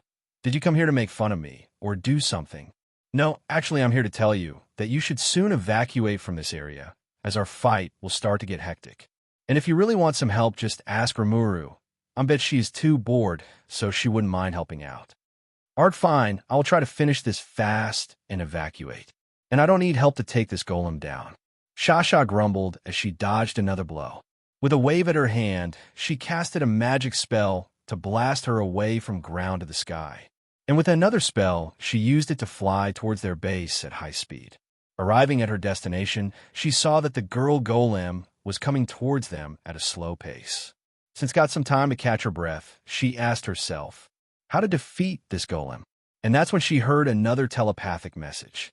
You know you can always use Geo-Grays to destroy them all together, right? Rimuru said helpfully. But would the three of us even be enough, she asked in doubt. What are you saying? Just both you and enough are enough to power up that spell. Adding me would just be overkill. Did you forget that since your sources have been fused, your compatibility with each other is quite high? And for a group, casting spell compatibility matters more than the actual power. So why don't we just try it? Since this is a test, the worst we can get is a lower score. Okay, then Misha, are you ready? Affirmative. Creating magic cannon successful. Proceeding to connect with magic amplifier.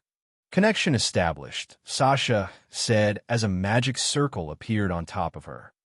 Searching for target. Target locked. Initiating power up. Firing in. 3, 2, 1. Geo-Grays.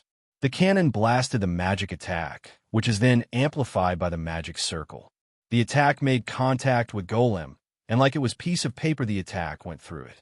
It then hit a nearby mountain and completely destroyed it with a huge explosion. Oh, it seems you guys have a great understanding of the art of explosion, said Rimuru in their group link. What the hell is that? Sasha asked in bewilderment. Don't bother, Sasha. She sometimes says things we have no clue, and trust me, you don't want you know either, Anos said still while fighting Lei. If you guys have no taste, Rimuru pouted as she said that. Misha, who was near her, said softly. So Rimuru can also pout. Rimuru, who wasn't expecting such a response, blushed a little. So to ignore this situation, she changed the screen to see how their enemies are handling the aftermath of the attack. And while the girls are handling it quite well, actually. A little too well if you ask her. Narrowing her eyes, Rimuru looked at them suspiciously. They all are helping each other to bring as many to perfect health. Their coordination is very planned, as they expected this kind of attack. After a bit of contemplation, Rimuru finally realized what is happening. They were acting as tanks to divert our attention. Sasha, watch out, she shouted as she saw a silhouette heading towards Sasha at high speed. Unfortunately, Sasha only manages to evade after being a little injured by the enemy sword. But she managed to avoid a fatal hit. She, without hesitation, casted a spell to create a smoke screen. With that, as a cover, she managed to get some distance from her attacker. When the smoke subsided, there was the figure of Misa Iliarog, the president of the Unitarians, which is also now called as the Anos fan club. On her hand, there lays a magic sword that has some blood stains, which is the result of wounding Sasha. Sasha looked at her with a grim expression. She needs some time to heal herself, since Misa here is a bigger threat with that magic sword. And to make matters worse, she saw the signs of another golem coming towards her direction. While it is a lot smaller than the earlier one, it still is made from the remaining materials of the last one, making it another great tank. And as she was thinking for any methods to escape this tricky situation, she got an unexpected message from Rimuru. Sasha, can you hold them for a few minutes? Unlike her usual cheerful voice now, Rimuru's voice is serious and authoritative. One might have forgotten, but she is still said to be the reincarnation of the advisor, the one who made the demon king to what he is. Yes, I can stall at least for 5 minutes, and possibly make them retreat if I had access to my phoenix robe. All right, Sasha, hold them for about 3 minutes. I'll send you back up soon. And don't try to harness the power from the phoenix robe, if possible, till she arrives. But as soon as she does, surprise attack them together. Okay, but hurry up, okay, as she said that she began to dodge the attacks that her enemies are firing at her. At the castle, Rimuru looked at Misha with a serious gaze and asked, Are you sure you want to fight them, Misha? If you think we will blame you for your lack of fighting ability, then don't worry, you are worth more than you think to us. Misha shook her head, denying Rimuru's worries, and said, "No, I just want to fight with my sister." Rimuru looked at her for a while and said, "All right, then I'll teleport you near their battle. As soon as you spot them, launch a surprise attack to give some time for Sasha to heal herself. Then with Sasha, take those guys down." Misha nodded her head with a determined look on her face. Then Rimuru, with a snap of her finger, teleported her away near the fight is held. Looking at the screen, she mumbled, "This is going to get more troublesome." Sounds of something clashing can be heard throughout the forest. Looking at the source, we see Anos and Lei facing each other. One has a steel sword while the other has a wooden branch. Despite this, each of their clashes generated multiple shockwaves that destroyed their surroundings. But despite the destruction, both of them have a big smile on their faces. "You are not bad, Lei. For you to hold against me this much time is truly commendable," Anos praised as they clashed. "Oh, thank you for the compliment, Anos.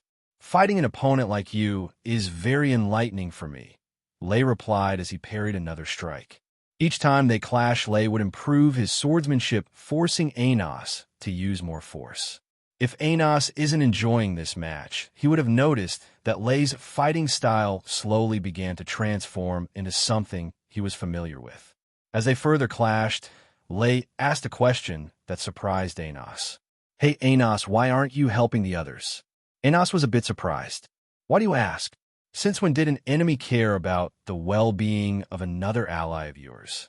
"Oh, I thought your objective was to stall time for your teammates to incapacitate my team," Anos asked curiously. "While that may be, at the end of the day we all are students in the same class, so I don't want them to get hurt badly."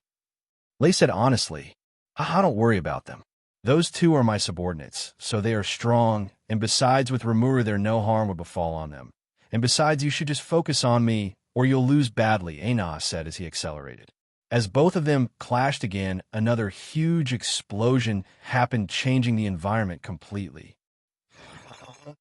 Boom, boom, boom, the golem smashed its hands down at an incredible speed for its size. But Sasha, who was busy dodging these, couldn't actually spare some time to marvel at it. And if that wasn't enough, Misa, who is now transformed as a mist, always tried to attack her blind spots. Her sneak attacks are much like those of a superior assassin's. After what felt like forever, an unknown attack hit the golem, making it stumble back. And Sasha, wasting no time, attacked Misa, to which she evaded by transforming into mist.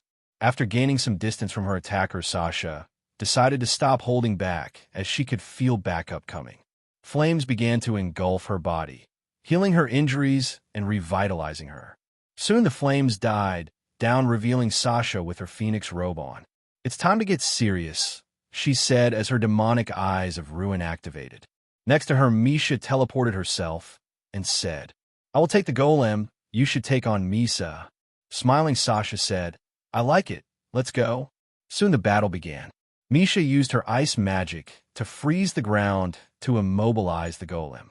Sasha then fired fire magic at rapid succession at Misa, who is now having trouble dodging. Seeing this is not working, Sasha used a spell that used to bind her target. Although this time she was able to bind her legs, but Misa with Lei's magic sword broke them quite easily. Seeing this is not going anywhere, she asked Misha, "Hey Misha, why don't we show them the specialty of the Necron family?" Agreed.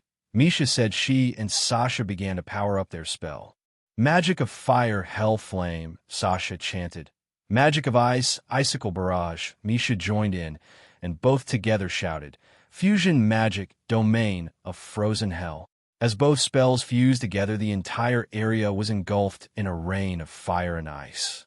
The Union girls stood no chance against the attack and were sent flying away.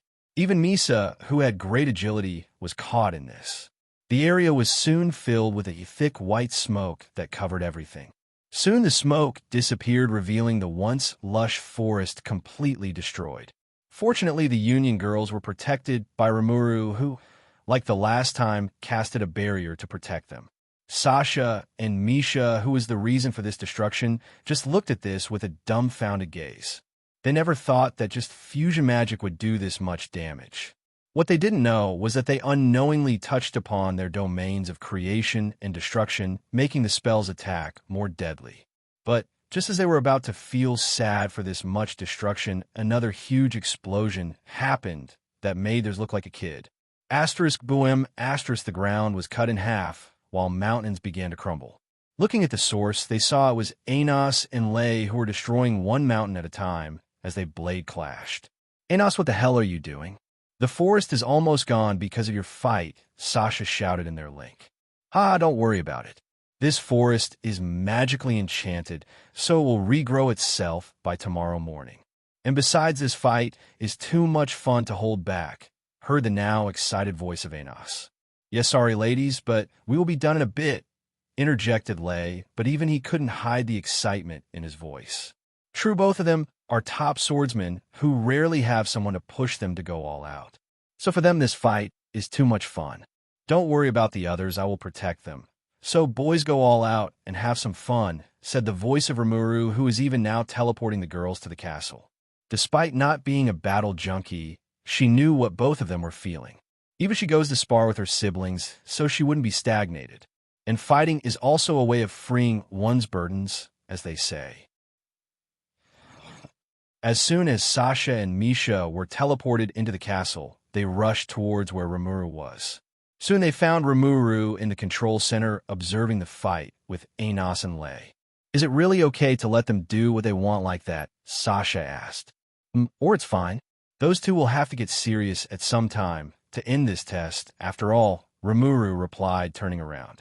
Anos is having fun, Misha commented as she saw how Anos was smiling. Yes, that guy, despite his title at the end of the day, is a demon who likes to fight. Even in those days, the people who will come just to have a good fight with him can be counted on one hand, she said as she was reminiscing about something. What is that idiot doing? Sasha said, suddenly making Rimuru come out from her memories. Looking at the screen, she saw that Anos is letting Lay's blade come near him. Normally, as someone's blade almost an inch away from their face, one would admit defeat, but Anos is different from them. Rimuru could see in his eyes. The eyes of someone who finally made his prey fall into his trap. And like she expected, he twisted the blade with his branch and completely broke Lay's balance. And with a single movement, he dislocated the enemy's weapon and placed the branch on his shoulder, stopping near his neck. Impressive for you to break my branch, but I still won, he said with his ever-cocky smile. Lay, undisturbed by his loose, smiled and replied, It was quite nice to battle someone of your level, Mr. Anos, but I couldn't just shake this feeling of that we had done this in the past. No shit, Sherlock. You and Anos used to be at each other's throats like every month, Rimuru thought with eye roll. Well then, since this is over, let's pack things up and go home, she said as she left the control room. It has been a week since the last test was held. And like usual, Anos brought home his teammates with the addition of Lay and Misa to celebrate. As for the other Union girls, although he wanted to let them join, the time is not right for it. Just as when school was beginning to become a bit boring, Emilia gave an announcement that made him a little interested. Students, today is a special day for all of you. Today we will select the candidates for the upcoming Swords Tournament. So all of you head to the arena where we will conduct a test for your qualification, Emilia said. Oh, is it that time of the year already? Rimuru asked. They all stood up to leave. Did you perhaps know about this? Anos asked curiously. Rimuru gave him a look but sighed before answering. Yes, this tournament is held each year to select the best swordsmen in Delsgade. Rumors say that this tournament started after the legend of me being a renowned swordsman in the past. Oh, if it's centered around you, it might be interesting, Anos said with a chuckle. Well, if you want to get your title back, you must participate in this tournament, since the points that can be earned from this is quite high, and at the end of the day, these points shows whether you're even qualified for the crown, Rimuru said, reminding Anos what his parents had asked him before. Flashback. Anos-chan, is your dream to become the Demon King going smoothly? Isabella asked in one of their usual celebrations. Is there something special I need to do to become Demon King, Mother? Anos asked as he put his spoon down. You see, sweetie, I heard that to become a Demon King candidate, half-bloods like us have to gather enough points. And those points can be earned by having high scores in the test the Academy is having. Isabella said. Well, it looks like I just have to ace every test I do then, Anos said with a grin. That's the spirit, my boy. Remember, whatever your dream is, we as your parents will always support you, Gustav said with his ever-shiny smile, while giving Anos a thumbs up. Flashback in. Yeah, I remember, he said as they reached the arena. On the ground, there were countless magic swords embedded onto the ground. Students, what we want you to do is simple. You must be able to wield any of these swords before the afternoon to qualify for the tournament. And if you manage to wield one, you get to be personally guided by us, said the huge man with twice the average person's height, dark skin, thick arms, and legs knotted with muscles. He also sports a beard.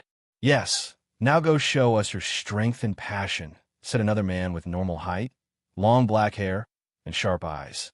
These two are Gaeo's Anzum and Idol Anzio, two of the remaining 7 elders.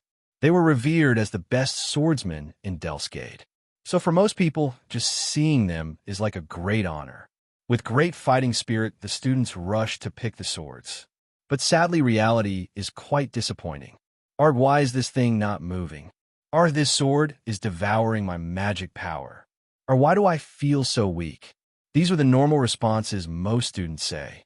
Like everything that has a demonic nature, all these swords have a collective consciousness to see who is worthy to wield them. Well, if this test was easy, would the demon elders even come to teach these brats? Arg, Sasha growled as she tried to move her sword. But like the others, she too couldn't move it. What's wrong, Sasha? Having a little problem with pulling your magic sword? Anos teased. HMP, if you are so capable, why aren't you done pulling your own? She said sarcastically. How you seriously are underestimating me here, Sasha.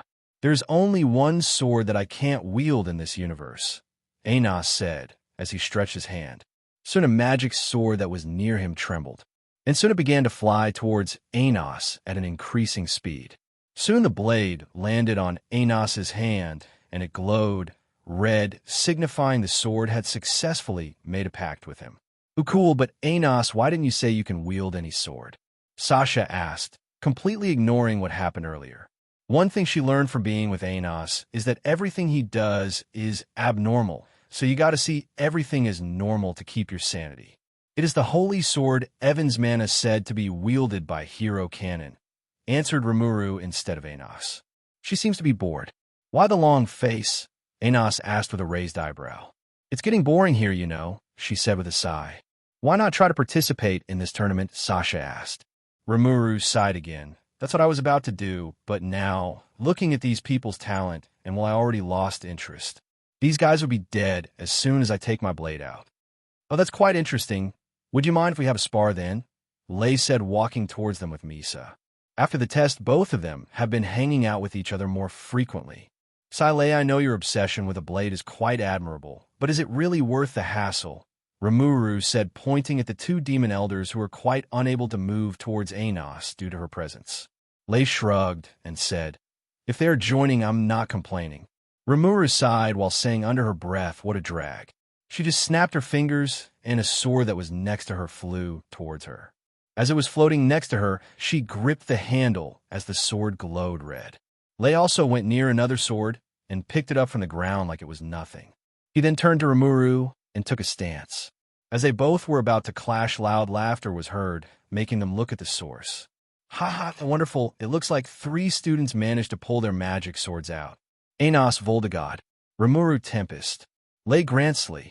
You 3 students are the ones that passed this exam. And as we agreed, we will teach them personally, so folks get ready. Lesson start now, Gaeo said as he dashed towards Anos, swinging his massive blade. Idol also didn't stand still. He dashed towards Lei and Rimuru, while Anos parried Gaeo's blade with ease. The ground beneath him cracked due to the pressure. Since this guy wants to spar so much, why don't I humor him? Thinking so, Anos started to retaliate with his own strikes, making the clash quite intense. As one battle was going on the other side, Idol is repeatedly trying to strike Rimuru and Lei with his dual swords, but to no avail. Lei with his magic sword blocked most of it, and Rimuru, well, she just dodged them like it was nothing. She didn't even use her sword. She placed it on her shoulder and dodged the sword strikes with just moving her body like a certain scion. To anyone else, it looks like Idol is not aiming his strikes correctly, which is wrong. His strikes are just too slow. Rimuru, without even using thought acceleration, can dodge them with ease. And she wasn't even paying attention to this fight, as she was busy thinking, how the hell did these two cowards get the guts to challenge me, when they were even trying not to look in my eyes earlier? To say that Rimuru wasn't curious was an understatement. You should know earlier these two guys were trying very hard to ignore her existence. Why? Well, it's simple. After Avis met Rimuru, he quickly informed the others that she is quite dangerous if provoked. This was all done due to Ciel planting a seed of fear in Avis' head, which he unknowingly spread to his colleagues. That is why even when the investigation went on, no one came to ask Rimuru or her party for questioning, as they feared this action may bring her wrath. So imagine her surprise when these two elders grew the balls to challenge her. She narrowed her eyes. Ciel, run a scan on this guy and see what is wrong with him, she instructed as she dodged the strikes. After a few seconds, Ciel said, Master, it seems like a source is fused with another one, just like how Anos described. I suspect that this fused source is manipulating them to do this. This is troubling. I could disable him, but with this much crowd, I can't possibly dissect him, and with gods watching my every move, even if I use time stop, they will disturb it. This really is a tricky situation. Master, I would recommend not doing anything. If my calculations are right, they will move against Anos, so you can have another opportunity to hunt them. So it looks like this is the only option.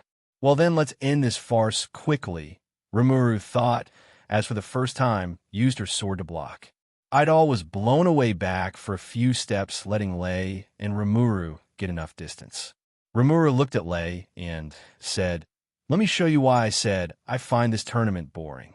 Saying so, she took a sword stance, and as soon as she did, the aura around her changed.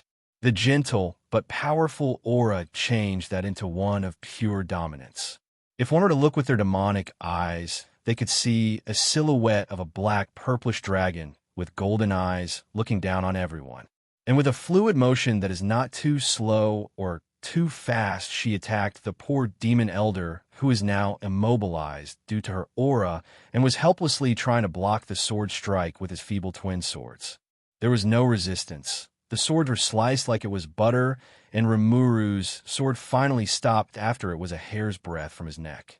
Behind him, the stadium, as well as the floor, was slashed, leaving a very steep cut.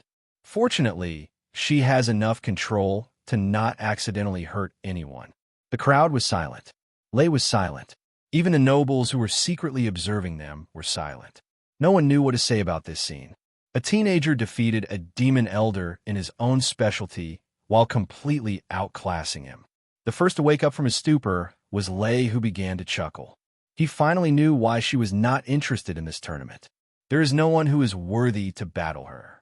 Well, not exactly, as he is sure Anos, and he can put up a decent fight with her, but if they don't improve, it will just be them stalling for time. So what do you think about this, Anos? Asked Rimuru as she sat on a chair. They were now back at home after the whole incident, in which Rimuru didn't give a damn and left. While coming home, they did meet an interesting person, but he isn't that important. So they came directly home to eat their lunch. Since lunch will be prepared in about 3 minutes, they decided to discuss the situation in Anos's room. If what you tell me is true, then it is safe to say every demon elder is being manipulated by someone, and Avus Delhevia is most likely our suspect. Anos said after pondering for a few minutes. Yes, that is most likely. But even so, you can't really dismiss the possibility of gods having a hand in it, said Rimuru. True. I will let Avis investigate this, and about what Melhace said, Anos said and drew a magic circle to send his commands to Avis. You know that Melhace, most likely one of them, right? Rimuru said. That may be, but I couldn't sense any other source with him, so I'm not entirely sure of it, Anos replied as he exited the room. Lunch was ready. Did he just take Misha on a date? Rimuru asked aloud. It was just when they had finished eating lunch. Anos, being Anos, thought of rewarding Misha for making lunch today. Things went on, and they finally decided to hang out, go on a date today. My baby boy is already grown up to be a playboy, Isabella said, while wiping her tears. Gusto also joined in, while saying something about, You're making Papa proud and jealous. Rimuru looked at their interaction while smiling wryly. Even in her lifetime, she couldn't see parents who loved their child like them. And honestly speaking, she envied Anos on this matter. She in her 3 lives didn't get this much parental love. And in 2 of them, she wasn't even born to one. As she was wondering about this, her bracelet began to vibrate. This bracelet is something she crafted in her free time. Its main function is to contact others who also have this. Basically, this is a simpler version of a phone. Looking at it, she saw someone she didn't expect to call her. "Hey, what's up?" "Or I'll be there in a few minutes." Saying so, she cut the connection. Looking around, she saw that quite a lot of time had gone by. Well, it is roughly about 20 minutes, but for a phone call, that's too much. Sighing, she got up from her seat and walked towards the door, intending to go out. When she was near the door, she saw Isabella cleaning the floor while humming a tune. And when noticed her presence, she smiled and asked, "Era, are you heading out, Rimuru-chan?" Rimuru nodded and replied, "Yeah, I'll be heading out for a bit. But don't worry, I'll be back before dinner." Isabella nodded with a smile and said, "Okay, be safe out there." With the farewells done, Rimuru walked away from the house to a hidden corner and used Gotham to teleport to her destination. And as with Anos, she too wants to explore the city, so she could use Gotham anywhere. Reaching her destination, she saw a massive mansion that might as well be called a small castle. But she ignored it and smiled at the person who was at its doorstep. "Well, Sasha, are you ready for your lessons?" she asked with a twinkle in her eyes. "Thank you for the gift, Anos," Misha whispered shyly while looking at her new ring. This ring has no gem, but it had something much better. A tiny structure of Delskade made from using iris. Anos made it to just show a demonstration on how creation magic is used, but who would have thought that she was enchanted by it to this degree? "It's good that you like it, Misha," Anos said as he looked at the cat that came near him. Unlike a normal cat, this one's eyes held an intelligence its species shouldn't possess. "Greetings, my lord," the cat bowed as it spoke in a rough voice. "Save the formalities. Ivis, tell me, what did you find?" Anos asked while secretly casting an isolation spell to ensure their privacy. "Regrettably not much, my lord. As Mistress Rimuru said, everything down to the simplest record has been changed. Everywhere your identity has been switched with Avus Dilhevia. What a bother. Now I understand why those elders refused to believe my claim as the Demon King of Tyranny. Sigh, leaving that, did you find out about anything unusual in Melhace Ivis?" Anos asked, thinking to find a way to back off his claim in his spare time. Although it would save a lot of trouble, he really didn't need to have any evidence backing his claim for the throne. "Yes, sir. As you ordered, I have investigated Melhace, and I found 2 abnormalities," Ivis said, making Anos a bit curious. "Firstly, although Melhace is officially the head of the Unitarians, the funds are flowed through unknown source. I investigated a bit and found that even Melhace doesn't know who this mysterious backer is. And secondly, Melhace for the past few years seems to associate more with the noble families, especially the ones that are known for their dislike towards commoners. Oh, this is quite strange indeed. The person who is supposed to be a leading figure in an organization dedicated to get freedom, meeting the same people who are supposed to be their nemesis. What strange world this has become." Anos said as he began to think about it. What kind of scheme are they planning, he thought. Did he have anything to do about me being chosen to be a candidate for the tournament? Anos asked after a few minutes of contemplation. Directly, no, but I have found some evidence that he is indirectly responsible for the selection. Ivis said. "I see," Anos said with a sigh. "My lord, if I may be bold, I suggest you not participate in the tournament, so that whatever scheme they have will be useless," Ivis said after hesitating for a while. Anos chuckled dryly and said, "If it was before, I may have forfeit, but you see my parents want me to win this tournament, so as a filial son, how can I say no to their request? And besides, what fun is there if you back down from a challenge before it even started?" Ivis bowed and said, "Your wish is my command, my lord. Okay, try to find more about this tournament in Melhace. You are dismissed for now." Ivis bowed deeper and then left the area while turning into a shadow. As Anos saw that Ivis has finally left, he turned to look at Misha, who is also looking at him straight for the last few minutes. "Is that the missing demon elder Avis Necron?" she asked. Yes, I made him do some espionage stuff for me, Anas said as he got up from the bench that both him and Misha were sitting for the last few minutes. "Let's go. There's a place that is quite interesting for me," he said as he started to walk away. Misha, seeing him dodging the question, squinted her eyes before returning her expression back to normal. Quietly, she also followed him. "I gotta say, Sasha, for a noble, your etiquette and skills are only above average," Rimuru said with a bit of surprise. She thought Sasha, who is renowned as a genius and noble, would have some good noble etiquettes. But sadly, she seems to only be able to not embarrass herself. Sasha just blushed and looked away, not daring to look at Rimuru. She couldn't be blamed, okay. She skipped most of her noble etiquette classes due to being busy creating the 2 magic circles. And besides, she never needed it, as everyone would just look the other way even if she did something wrong. So she just practiced to be only presentable to anyone and completely used the rest of the time on her magic research. "Well, you were right to call me for this. Don't worry. After you go through my lesson, everyone will be surprised at how much you have changed," Rimuru said with confidence, as she had experience in ruling for thousands of years. And you can't expect someone with that kind of experience to be not familiar with noble etiquette. And strangely enough, the noble etiquette here didn't differ from what she knows in the Cardinal World. "Yes, thank you for agreeing to my request," Sasha said as she bowed. "Haha, you can thank me later when this lesson is over. Now lesson number 1. Continued Rimuru as she turned into her professor mode. "Okay, that's enough. Let's stop for today, Sasha." Rimuru clapped her hands, signaling the end of the lesson. Sasha, who she was teaching, is drenched in sweat. Around her, there are a number of objects that Rimuru used to place on top of her scattered around. Rimuru didn't go easy on her at all. For the whole day, Sasha practiced how to walk elegantly. Although one might think it is easy, it isn't. Walking in high heels without tripping and unnecessary sounds isn't something everyone can do. And to top it all off, she has to do the catwalk without it being weird. After going through this whole ordeal, Sasha had no strength. She just nodded to Rimuru and walked towards the mansion with shaky steps. She will go to sleep directly. Chuckling at her behavior, Rimuru casted the teleportation circle to go back home. In a flash, she teleported in front of the door. Without any ceremony, she entered it to be greeted with the sight of Anas being spoiled by Isabella. It seems like Anas just arrived home, as he is still in his casual clothes he wore when he went on that date. Smiling at their antics, Rimuru was about to let her presence known when she received an unexpected thought communication. "Oh, this is interesting.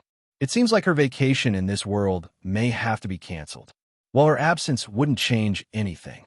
And besides, she could stay at least the end of this tournament. I'm back." Saying so, Rimuru joined the lively gathering. The next day, from the freshman class Anas Voldagod, Lay Gransley will be chosen as participants in the upcoming sword tournament, said Amelia, shocking everyone. Most students could understand why Lay was chosen, but Anas, who is commoner, shouldn't have the qualifications to be able to participate in this tournament. And what's more, they clearly left out the strongest swordsman from this tournament, Rimuru Tempest. While these thoughts were entertained by most of the students, Rimuru only had one thought. What are they up to this time? She could see why she wasn't chosen. It's quite simple. The nobles who will face her will lose all their reputation, as the difference in skill is too much for them to cover. But why are they letting Anas participate this time? If he wins this tournament, the shame the nobles would have to endure is too much for their little brains. And what's more, oh, I get it now, Rimuru thought as she eyed Lay. Although Lay didn't change his expression, Rimuru could see that he is not happy about this arrangement. And why would someone who loves the sword be unhappy to participate in a tournament where he could fight to his heart's content? Blackmail. Whom should I interfere or let Anas deal with this like usual? Rimuru thought for a while and then decided. No, since I'm going to go soon, I should enjoy myself to fullest. And what's more fun than destroying a perfect scheme? Rimuru thought with an evil smirk that if Veldanava saw, would shake his head. The Chaos Creator is soon about to take action. Several days later, "Excuse me, can you repeat that again?" Rimuru asked Anas in a very annoyed voice. Anas, with his usual voice, said, "I'm going to use that to help Lay." Rimuru held her head as if enduring a massive headache and grumbled. You better be glad that I'm your teacher for even making me do this. Ladies and gentlemen, today, we shall all be able to witness the greatest duel in history of Delscade, the announcer excitedly said, hyping up the crowd that was gathered to watch the finals of the sword tournament. The Colosseum, which was built to house more than 500, was packed full with visitors. And if that isn't enough, this match is now broadcasted for the entire Delscade to see. The popularity of this match has reached this absurd degree due to one reason. Anos Voldegod is a half-blood in this final match. The nobles who had nothing but disdain for him made sure to use their connections to show the world how he is put in his place. And the commoners cheered for him as he just became their idol for being able to win the last matches without even breaking a sweat. And now from the left side, we have a person who is representing the Demon King Academy, Anos Voldegod, said the announcer as Anos walked towards the stage. The commoners began to cheer loudly, especially the Anos fan club girls who even sang a lowly song. And besides them, Isabella and her husband also cheered for their son. Rimuru, who had to accompany them today as a bodyguard, gave him a peace sign when Anos looked at them. Anos felt a bit of relief when he saw Rimuru's look of reassurance. Due to yesterday's incident, he is still protective of his parents' safety. Even thinking about it made his blood boil in anger. The first day of the tournament.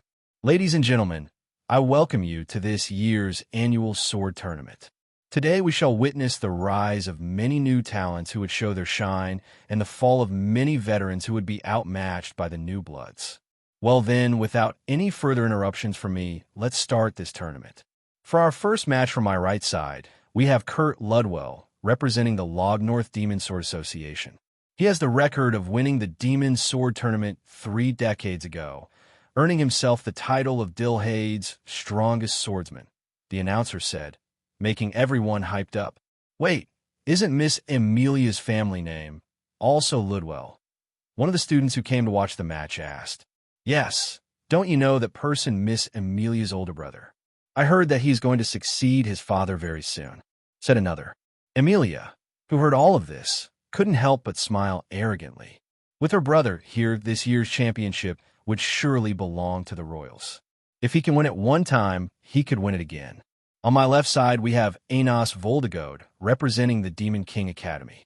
He has no record, as this will be his first time participating in the tournament, the announcer said, making everyone look at the left entrance. But no matter how much they looked, they couldn't see Anos coming. As for what Anos was doing, where the hell are those two? Asked Anos aloud. He is just near the entrance waiting for his father and Rimuru, who said that they will give him a big surprise for this match. Just as he was about to contact Rimuru, a teleportation circle lit up near him, and Rimuru and Gusta appeared in a flash. Both of them looked like they were caught up in an explosion since they had black markings all over them. Sorry for the wait. We just got too excited in the workshop, Rimuru said with an awkward smile. Due to her age, she rarely gets excited over something. But this time, this project that Gusta proposed made her quite interested. So as usual, she and him went overboard. Looking at his father, Anos saw that he is carrying a magic sword in his hand. And just from a glance, he could tell that this sword could be as dangerous as his Venus de Noah. But unlike his Venus de Noah, this sword is still young and hasn't been awakened yet. For the sword to be as dangerous as Venus de Noah, it must awaken the power of the law it is given. But don't underestimate just because it isn't awakened. Just having such potential is enough for those gods to go to war for it. As in all of this world's history, there have been only 2 swords that have been awakened. Each of them were wielded by the hero and demon king, respectively. And most importantly, both of those swords were made by Rimuru herself. And looking at his father's face, it seems this time he was the one doing the heavy work, as almost every part of his body is injured. Rimuru gave Gusto a look and nudged him. He nodded and walked towards Anos and said, You know, Anos, when you told us you were going to participate in the sword tournament, me and your mother was so happy. You know, for a commoner such as us, this is a big deal. So for this occasion, I decided to make a magic sword just for you. I also had Rimuru join me, since she is more knowledgeable in swords than us. So after 3 days of work, we finally made it. A sword that represents our love for you, saying so he handed the sword to Anos. Anos showed a rare look of astonishment when he held this blade. He could feel it, the passion and dedication his dad used to make this. This sword here embodies his love and pride towards his son. Go, son, show them what you're made of. At Gusta's words, Anos regained his prideful look and said confidently, "Don't worry, father, I will win this tournament for sure," saying that he walked towards the entrance to finish off his opponent. It looks like it is time for the world to show his powers, as he is quite motivated right now. So I just had to go do that, Rimuru said while smiling wryly at how Anos defeated his opponent in just one move. While this result is as expected, came Ciel's voice. Rimuru couldn't help but nod her head in agreement. True, Anos was too motivated when he entered the arena, so this result is expected from him. But even so, he just had to go on bragging about it. This what worries Rimuru as more people begin to notice that Anos' sword is special, especially those nobles. She wouldn't even be surprised if some guys come and kidnap Gusta to make him tell them how to make such an excellent sword. And if that isn't enough, Emilia also seemed to want some revenge for her brother.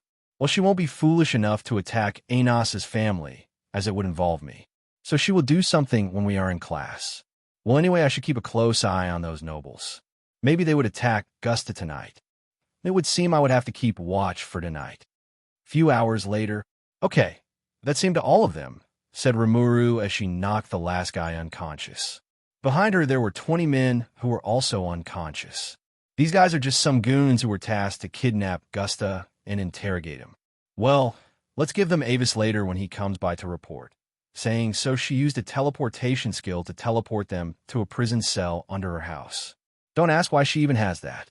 And just as she was about to go home, she suddenly felt it. A huge amount of killing intent. And what's more, she recognized this killing intent. Anos.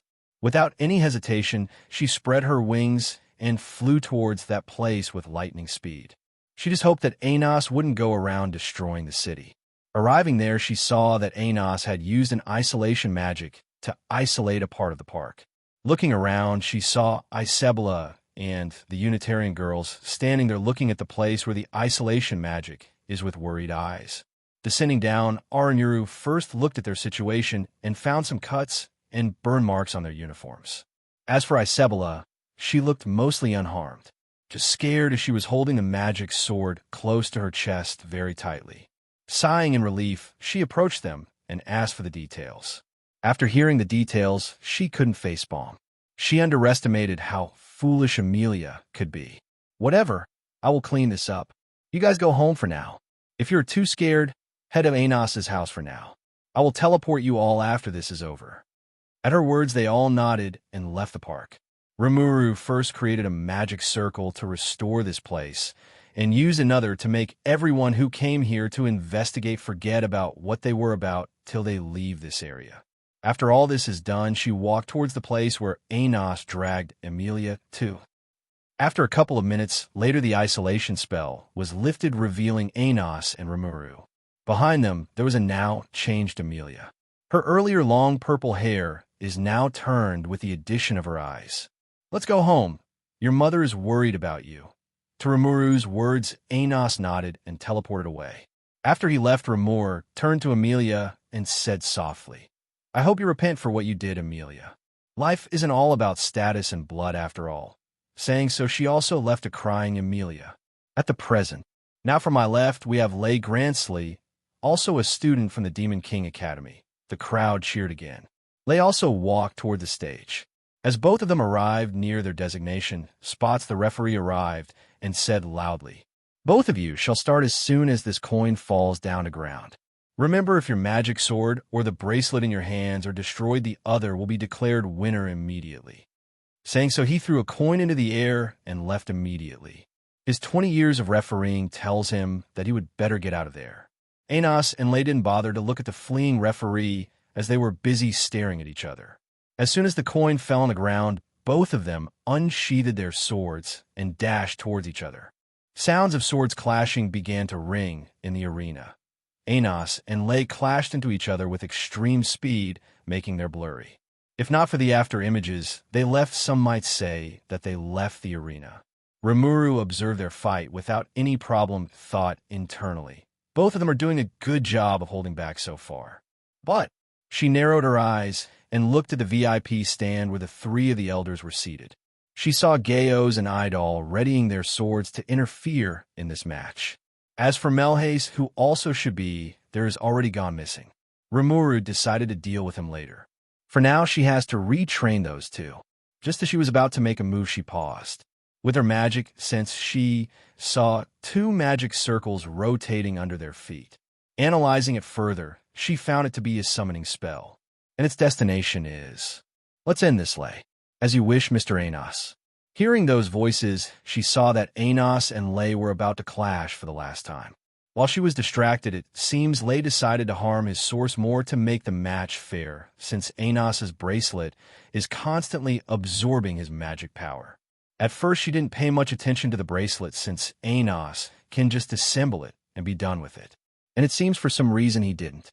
Curious, she also started analyzing it. And to her surprise, it also has a teleportation function. And the destination is also the same. Arar. The sudden war cry made Rimuru snap out of her thoughts. She saw that both Anos and Lay had launched their attacks. Well, it seems like she's going back to the bad habit of thinking too much. And besides, when life gives you lemons, you make lemonade after all. Well, it looks like it is time for the big showdown, she said with a dangerous smile. The moment both Anos's and Lay's attacks reached each other, there was a flash of light, and a resounding boom echoed. Well, look who decided to show his true colors. Why don't you show yourself, Melhace? Anos said as he looked at his surroundings. The earlier arena was no more. Now it seems like he is inside an old painting. In his near surroundings, there are only ruins of what used to be a castle. The floor was no earth, but water. And strangely enough, he could stand on it, even without using magic. Even when your magic power is at its bottom, you still act high and mighty, said Melhace as he appeared from the void. How you speak as if you already won, said Anos sarcastically, making Melhace a little angry. How do you truly think you could escape from this predicament? Do you not see what is around you? Your friend is on the brink of death after your attack, and the source wounds he received when he decided to go against the contact. Furthermore, you are trapped in my dimension, where I am God. Do you truly think you can escape now, Anos Voldegode? Melhace asked with his arms wide open. Ha, are you trying to mock me, Melhace? And so, what if this is your dimension? All I have to do is kill you, isn't? And do that I don't need my magic power at all, Anos said, provoking Melhace even further. Is that so? Then why don't I make it more challenging to you? Said Melhace with an evil smirk. With a wave of his wand, he cast another magic spell. Looking at it, Anos saw that it is a summoning spell. Who is this guy summoning? Anos wondered internally. Soon the figures of Gaios and Idol appeared from the magic circle, making Anos a bit disappointed. Did he really think bringing these two clowns would make any difference? He wondered. So how about now, Anos? You have nearly exhausted your magic power and are running out of time to save your friend, can you? Under these circumstances, even think of defeating not one but 3 demon elders.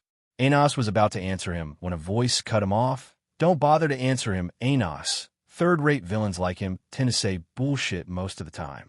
Lay be a dear and finish those to me, will ya? As soon as he heard that, Lay, who was feigning unconscious, quickly got up and beheaded the 2 demon elders. It happened so fast that none of the elders even managed to catch his afterimage. Melhace was about to do something, but stopped in his tracks when he saw something impossible. The space next to Anos made some ripples and crack opened. From it walked someone that Melhace dreaded to meet again. Out came Rimuru with her aura on display. Her eyes, like Anos, glowed dangerously. As soon as she took one step into the ground, the dimension trembled for a moment before it stabilized. But this made Melhace feel even more fear. He lost his control over this dimension. The dimension trembled because it couldn't handle Rimuru's aura, so it was about to collapse. So Rimuru took control over it forcibly and stabilized it. What bad taste you have, Melhace. This place shouldn't look this gloomy. Why don't I change this? Rimuru said as he waved her hand. Soon the dimension began to reform itself. The sky, which was filled with gray clouds, began to disperse. The broken castle pieces began to disappear. In their place, new pillars began to appear, and artistic designs began to appear in them. The floor, which was filled with gray and unclear water, began to purify itself, and soon it was back to its normal color. "That's way better. Don't you think so too, Melhace?" Rimuru asked with a wide smirk. "How was this even possible? You reshaped my domain without even struggling," Melhace asked in panic. If he knew this person would be this troublesome, he would have prepared more cards. "How did you forget my title, Melhace? I am the Void Empress. If there is something that is related to the concept of space and predation, then no one is my match," Rimuru said arrogantly. "Well, it matters not. I will still have my victory over you. And although I didn't expect you to have reinforcement, I still have some cards left." Saying so, Melhace opened 2 portals. In one, there was a tied-up woman who was hanging in the air by chains. And in the other one, there was Anos's parents who were in the stadium frozen in place with everyone. Melhace chanted some words, and 2 magic circles appeared near his targets. Both magic circles aimed at killing their targets in an instant. He smirked at Anos and said, "Hey now, if any of you mean even one single step, I will detonate them."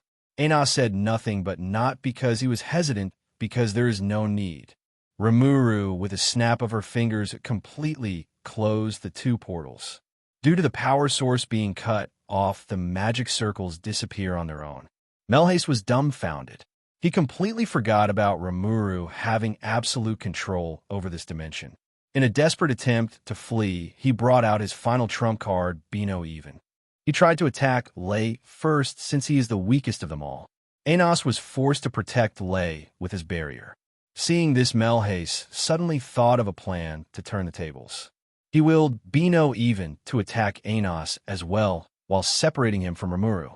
Then he made a small portal again to unleash Be No Even to kill off Lei's mother. This made Rimuru, who was about to help Anos, stop in her tracks. She, without any hesitation, created her portal and jumped into it to save Lei's mother. Seeing his plan worked, Melhace regained his arrogance and bombarded Anos and Lei with continuous attacks. He now, with that damn advisor out of the way, "I eliminate either one of you before she comes back." But all he got was a deadpan stare from Anos, which made him feel awkward. But fortunately for him, Anos decided to enlighten him. "You know, for a while now, you have been in quite the illusion. Did you truly believe that I needed Rimuru's help to get out of this mess?" Anos asked as he eyed Melhace with disdain. "Isn't it obvious? What can a recently reincarnated demon like you do when most of your magic power is absorbed? Did you forget that you have only 1/10 of your original power due to the reincarnation?" Melhace asked in confusion. Anos nodded and answered, "True, when someone reincarnates, he can only bring forth 1/10 of their previous power to the new body. Even I'm no exception to this rule. But Melhace, you forgot one little detail. I came mid-haze with Rimuru, who would never let me attend the academy without retaining all of my powers." With an evil smirk, he looked at Melhace and said, "So too bad for you. I have already retained all of my powers." And like it was a show, Anos unleashed a devastating attack towards Be No Even, completely erasing it. He looked at Lei and said, "Hey, Lei, would you mind dealing with this? I got a subordinate to punish." Lei smiled and said, "It would be my pleasure, but could you please make me a sword my earlier sword broke?" Anos nodded and made a magic sword on spot. Lei picked it up and nodded his head. Then Anos removed the barrier for Lei to attack. Lei, with his new sword in hand, dashed towards Be No Even and sliced it in half. When that wasn't enough to stop it, he slashed it again. Like this, Lei began his assault, slicing Be No Even, the wall that was made from Anos's magic power, till it dissipate. While this is happening, Anos walks towards Melhace with steady steps.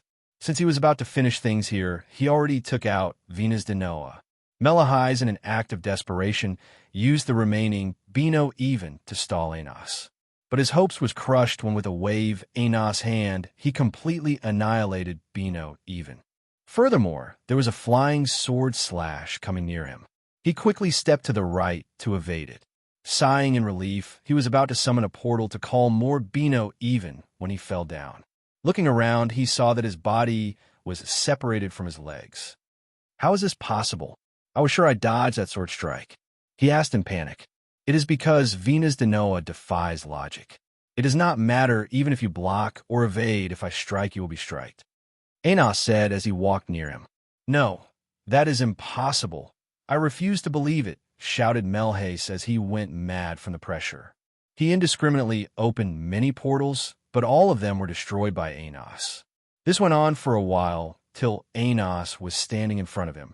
It is over, Melhace, you have lost, Aenos said as he inserted his sword into Melhace's skull. While Aenos and Lei were busy dealing with Melhace, Rimuru also had her hands full. At first she thought it was just Melhace doing all the planning, which is true for the most part. But when she did a scan on Sheila, she found something very disturbing. The spirit disease, which was known to be common in demon-spirit hybrids, is something the gods have a hand in. Even she didn't detect it at first, but when Bino Laven, the wall that made gods trapped in their realm, came near her, her body unintentionally omitted a bit of magic power the gods have. After finding this, Rimuru wasted no time and did a full scan on her body and source. At first she didn't detect any anomaly, but delving her senses deeper into the source, she found a curse casted on her. It was placed in her spirit side, so even Lei, who she suspected to be Canon's reincarnation, wouldn't find it, as he had no experience in dealing with a source that is tied to a rumor. Theoretically speaking, spirit hybrids should be considered superior to a normal demon or spirit. They don't need to rely heavily on their rumor like the spirits or be limited to demon magic like demons.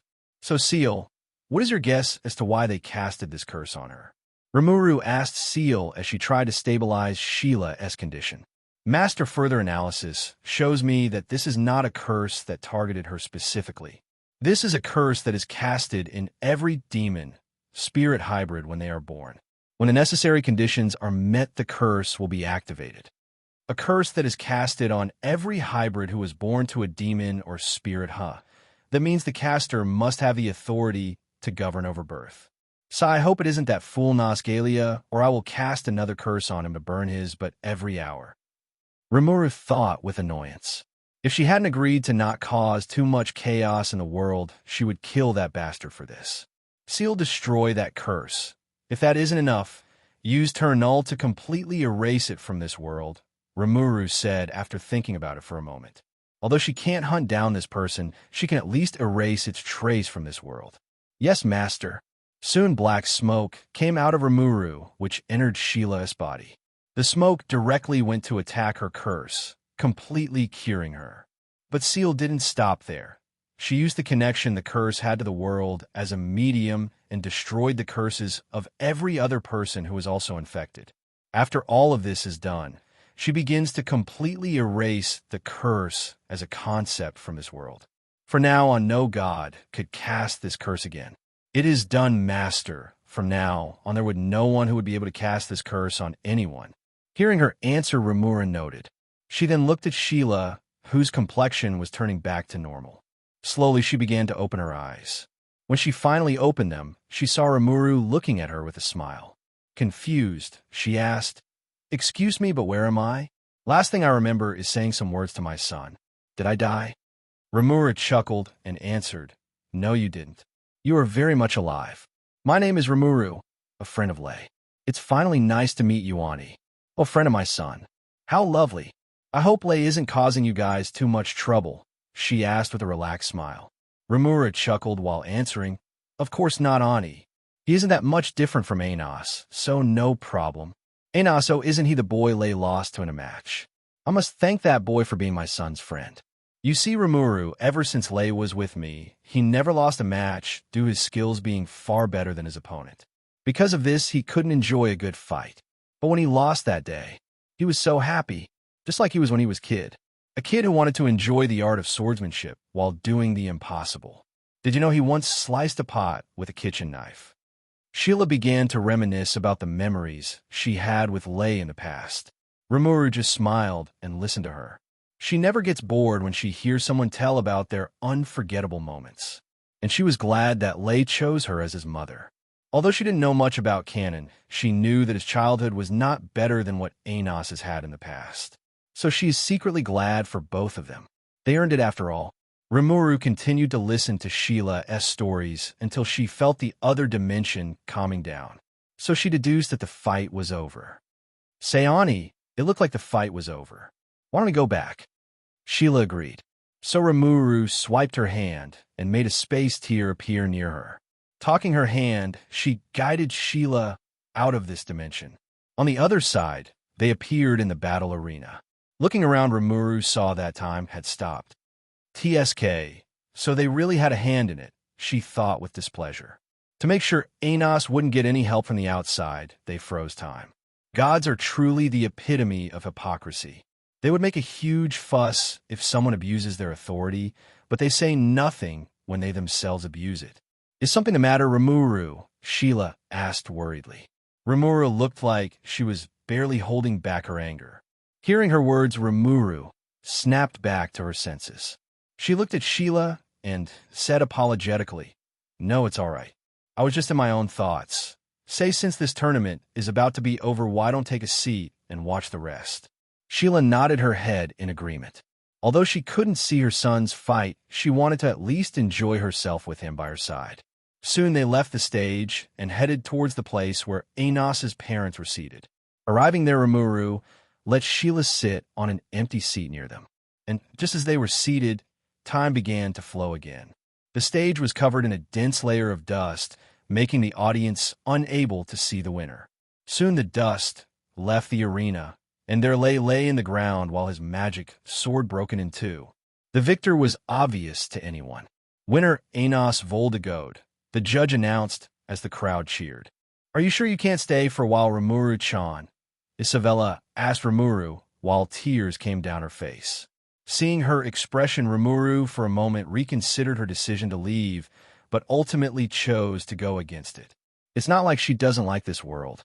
In fact, she was even intending to stay till Anos regained his throne, but the other side needed her more than ever. So she reluctantly separated herself from Isabella, who was hugging her like a koala. She comforted while saying, "I'm sorry, Ani, but my family need me to come back home. And you talk like I won't visit you again. Although I may not be able to come back for a few months, I definitely will be back. So cheer up, will ya?" She sniffed and asked, "You promise?" It seemed like she calmed down hearing those words. Rimuru smiled and gave a thumbs up and said, "Of course I always keep my promises." "Yay," Isabella cheered happily. "Did you hear that Honey Rimuru will come back to us?" she said excitedly to her husband Gusta. Gusta also shared her enthusiasm and danced while saying, "I heard it loud and clear, honey. We should definitely throw a big party to welcome her. Oh, I know we will be Rimuru's favorite with." Isabella also joined in, making the atmosphere quite cheerful. Rimuru, looking at their behavior, smiled happily. Even though she hasn't left, yet they are already planning a party to welcome her when she comes back. Truly, they are very unique, she thought. Life would be quite boring without you. You know, Anos said after his parents went a little farther away to discuss their secret party. Rimuru looked at him with amusement and said, "You know that line should be said to a girl you have a crush on as a last-minute effort to make her stay." "Oh, is that so? Then I'll make sure to remember that. Who knows, maybe it will come in handy someday." Anos said with a bit of mischief in his voice. "You brat," Rimuru said in mock anger as she ruffled his hair. "Try not to chew more than you could digest, or you might just end up in someone's basement." She laughed at her own joke. Anos didn't get it. Is there someone who could capture him and keep him under their thumb other than Rimuru? He threw her a questioning look which made her laugh even more. Ultimately, he decided to drop the matter since he would be less likely to find an answer to this question. After her talk with Anos, Rimuru's attention turned to the rest of her friends who came to see her off. Even the Anos fan club girls came. She walked toward Sasha and hugged her without any warning, startling the girl. Even though Sasha reflexively tried to break free from the hug, how can a normal overpower a true dragon in raw strength? Rimuru whispered in her ears, "Don't tell Anos I told you this, but he was quite captivated by your performance at the tournament. So good luck, making him realize your feelings." Hearing her words, Sasha froze. Her mind couldn't register what Rimuru said until she broke the hug. She wanted to ask for more details, but didn't dare to. She could feel that her face isn't quite presentable, as she could feel the heat rushing to her face. And her mind is still daydreaming about what Rimuru's words imply. So she couldn't guarantee that some of her fantasies might slip out of her mouth. After Sasha, Rimuru gave every girl a hug. Some girls from the fan club cried when they received their hugs. And finally, it was Lei's turn. Although our time together was short, it was nice knowing you, Lei. It was truly fun, Rimuru said, giving her hand for a handshake. Lei smiled and took her hand and gave it a firm shake. It was my pleasure knowing you, Miss Rimuru. Thank you everything you did for me. Rimuru chuckled and said, Don't worry about the small stuff. I just did something that you earned yourself. Hearing her words, Lei looked confused, but soon his confusion turned into shock when Rimuru whispered, Try not to carry everyone's burden cannon. You are allowed to live like everyone does, so don't take this chance to enjoy your second life. Saying those words, Rimuru turned around and left him. She again walked towards Enos and said, Enos, although I might not be able to witness your coronation, you must remember you always have my support. So whether it's to go to war or kill the gods, don't hesitate to do what you must and call me when you need someone to clean up your mess, she said with a cheeky smile. Enos smiled at her words. True, if Rimuru has his back, then everything would be fine. As someone who spent most of his life with her, he knew when Rimuru made a promise that promise would be kept. And he seriously doubted he would need her assistance since he is enough for most situations. Well then, guys, see you all later, Rimuru said as she spread her wings. With a flap of her wings, she took off to the sky. Wait, how does Rimuru have wings? Those aren't made from magic, right? Sasha asked in surprise. As far as she knew, demons don't have any wings. Enos looked at her weirdly, and then a look of realization hit her. All right, you guys never really noticed it, huh? You see, Sasha, Rimuru was never a demon in the first place. But how is that possible? She wore a black uniform. As far as I know, you must be a full-blooded demon to wear that. It was Misa who asked this question. As the leader of the Unitarians, she knew about this subject more than others. Even the descendants of major, noble houses can't wear the black uniform if they aren't pure-blooded, even if they were declared heir of the said family. Enos chuckled and said, It is fairly simple, actually. The Demon King's advisor wasn't a pure-blooded demon. But even so, every demon respects her. And the Academy couldn't possibly give someone who is said to be her reincarnation a lower status, right? Hearing her words, everyone had to nod their heads in agreement.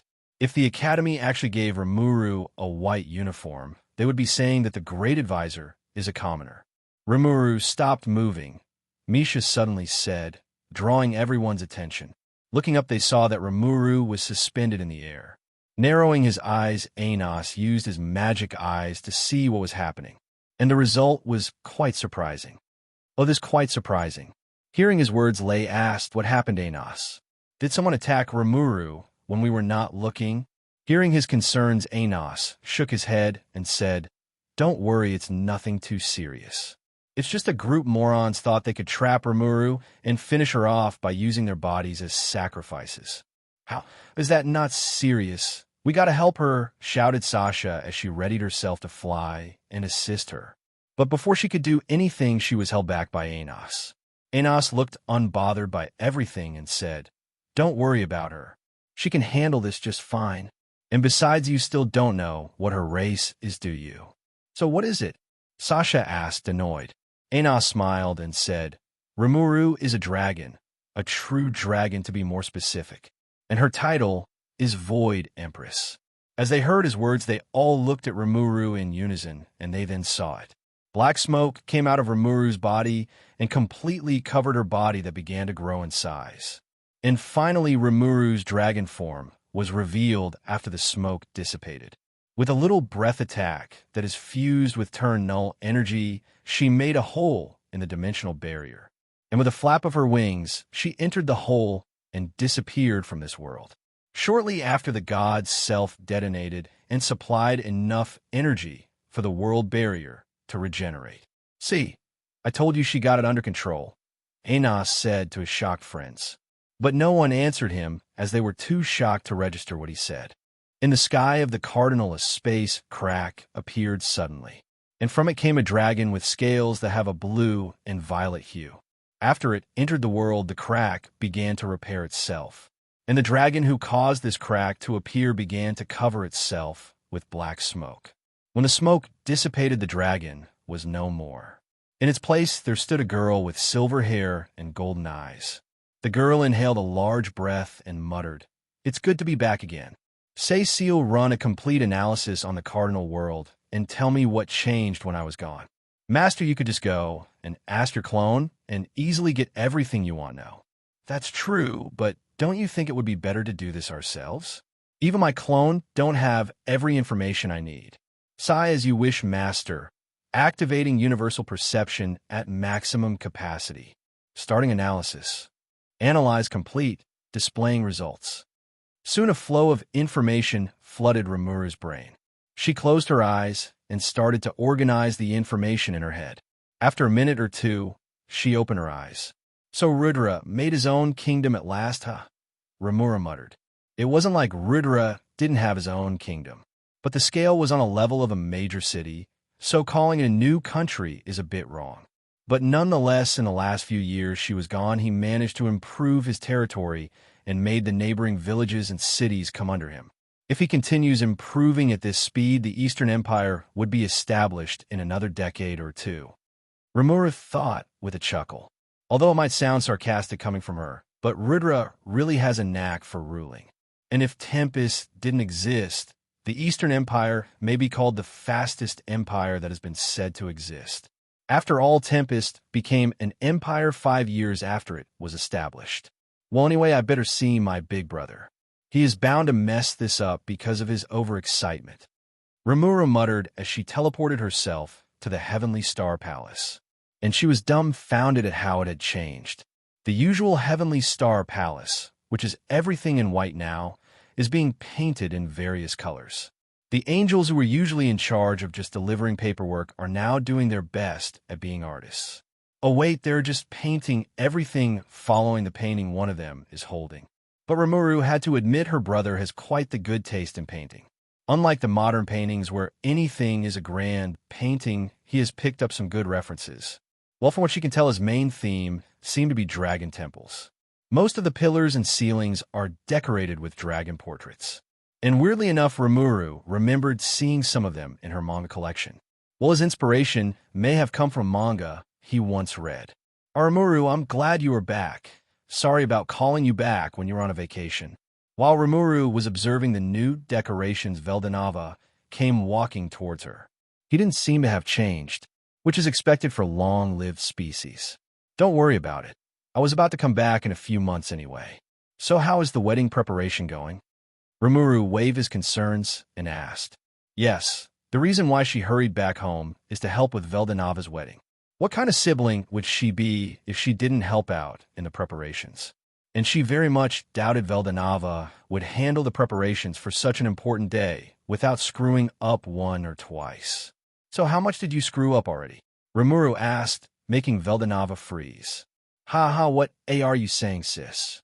He tried to brush it off by changing the subject, but Rimuru stopped him by saying, "Brother, don't bother changing the subject. I know you must have screwed some things and just ordered Feldaway to clean up your mess," Rimuru said, making Veldanava to look away from her. "And with your behavior right now, I basically confirm my guess. Sigh, bring me the list of things you screwed up. I'll fix it instead of Feldaway, who I am sure is desperately trying to fix something he has no idea of," Rimuru said while sighing. Veldanava, although hesitant, nodded and snapped his fingers, making a scroll appear in his hand. And he handed it to Rimuru while trying best to keep his poker face. But even so, his hands were a bit sweaty. Rimuru looked at him suspiciously, but nonetheless took the scroll from him. She began to unite it so she could read. And what happened next made her freeze in shock. The scroll rolled down to the ground, but didn't stop there. It rolled away for a long while before stopping at the end of the corridor they were currently at. And from a rough estimation, one could tell that the scroll is about 100 meters long. Like a broken robot, Rimuru looked at brother with lifeless eyes, only to find that he had already slipped away. "Big brother, come back here this instant," Rimuru roared as released a part of her aura. Her stupid brother hadn't done anything right without screwing up, and because of her big mouth, she will have to do all of this work herself. And so the angry Rimuru began her hunt for the first true dragon. On her way, she sometimes would shout furiously when she saw the situation in some places. And for the entire day, Rimuru hunted down Veldanava, making him run for his dear life. If not for the barrier Rimuru had deployed earlier, Veldanava would have fled the Cardinal World itself to escape his angry sister. And due to her high perception, Veldanava couldn't use any skills since that would let her locate him. The only good news is that Rimuru herself didn't use most of her skills to locate. And knowing her, she mostly did it torture me and to drown in fear and anxiety, Veldanava thought. This strategy is mostly used in wars to reduce the morale of the enemy troops. And Veldanava had to admit it is very effective on him. You can't really expect him to be on guard for weeks, do you? No, sir, he's going to get married, and he needs to go home before his soon-to-be wife drags him home. If he tries to evade Rimuru for too long, Lucia would come here and gang up with Rimuru to hunt him down. But if he goes and offers himself to Rimuru, he would be subjected to a world of pain. And so the best solution is, I should wait till Lucia comes to get me. Rimuru would be less violent if Lucia is around. He concluded. What Veldanava at that time didn't realize is that Lucia, in a way to get Rimuru's favor, sacrificed her poor soon-to-be husband to her soon-to-be sister-in-law. After all, you can't live a happy married life without having your in-laws' blessings after all. And besides, Veldanava was the one in the wrong here.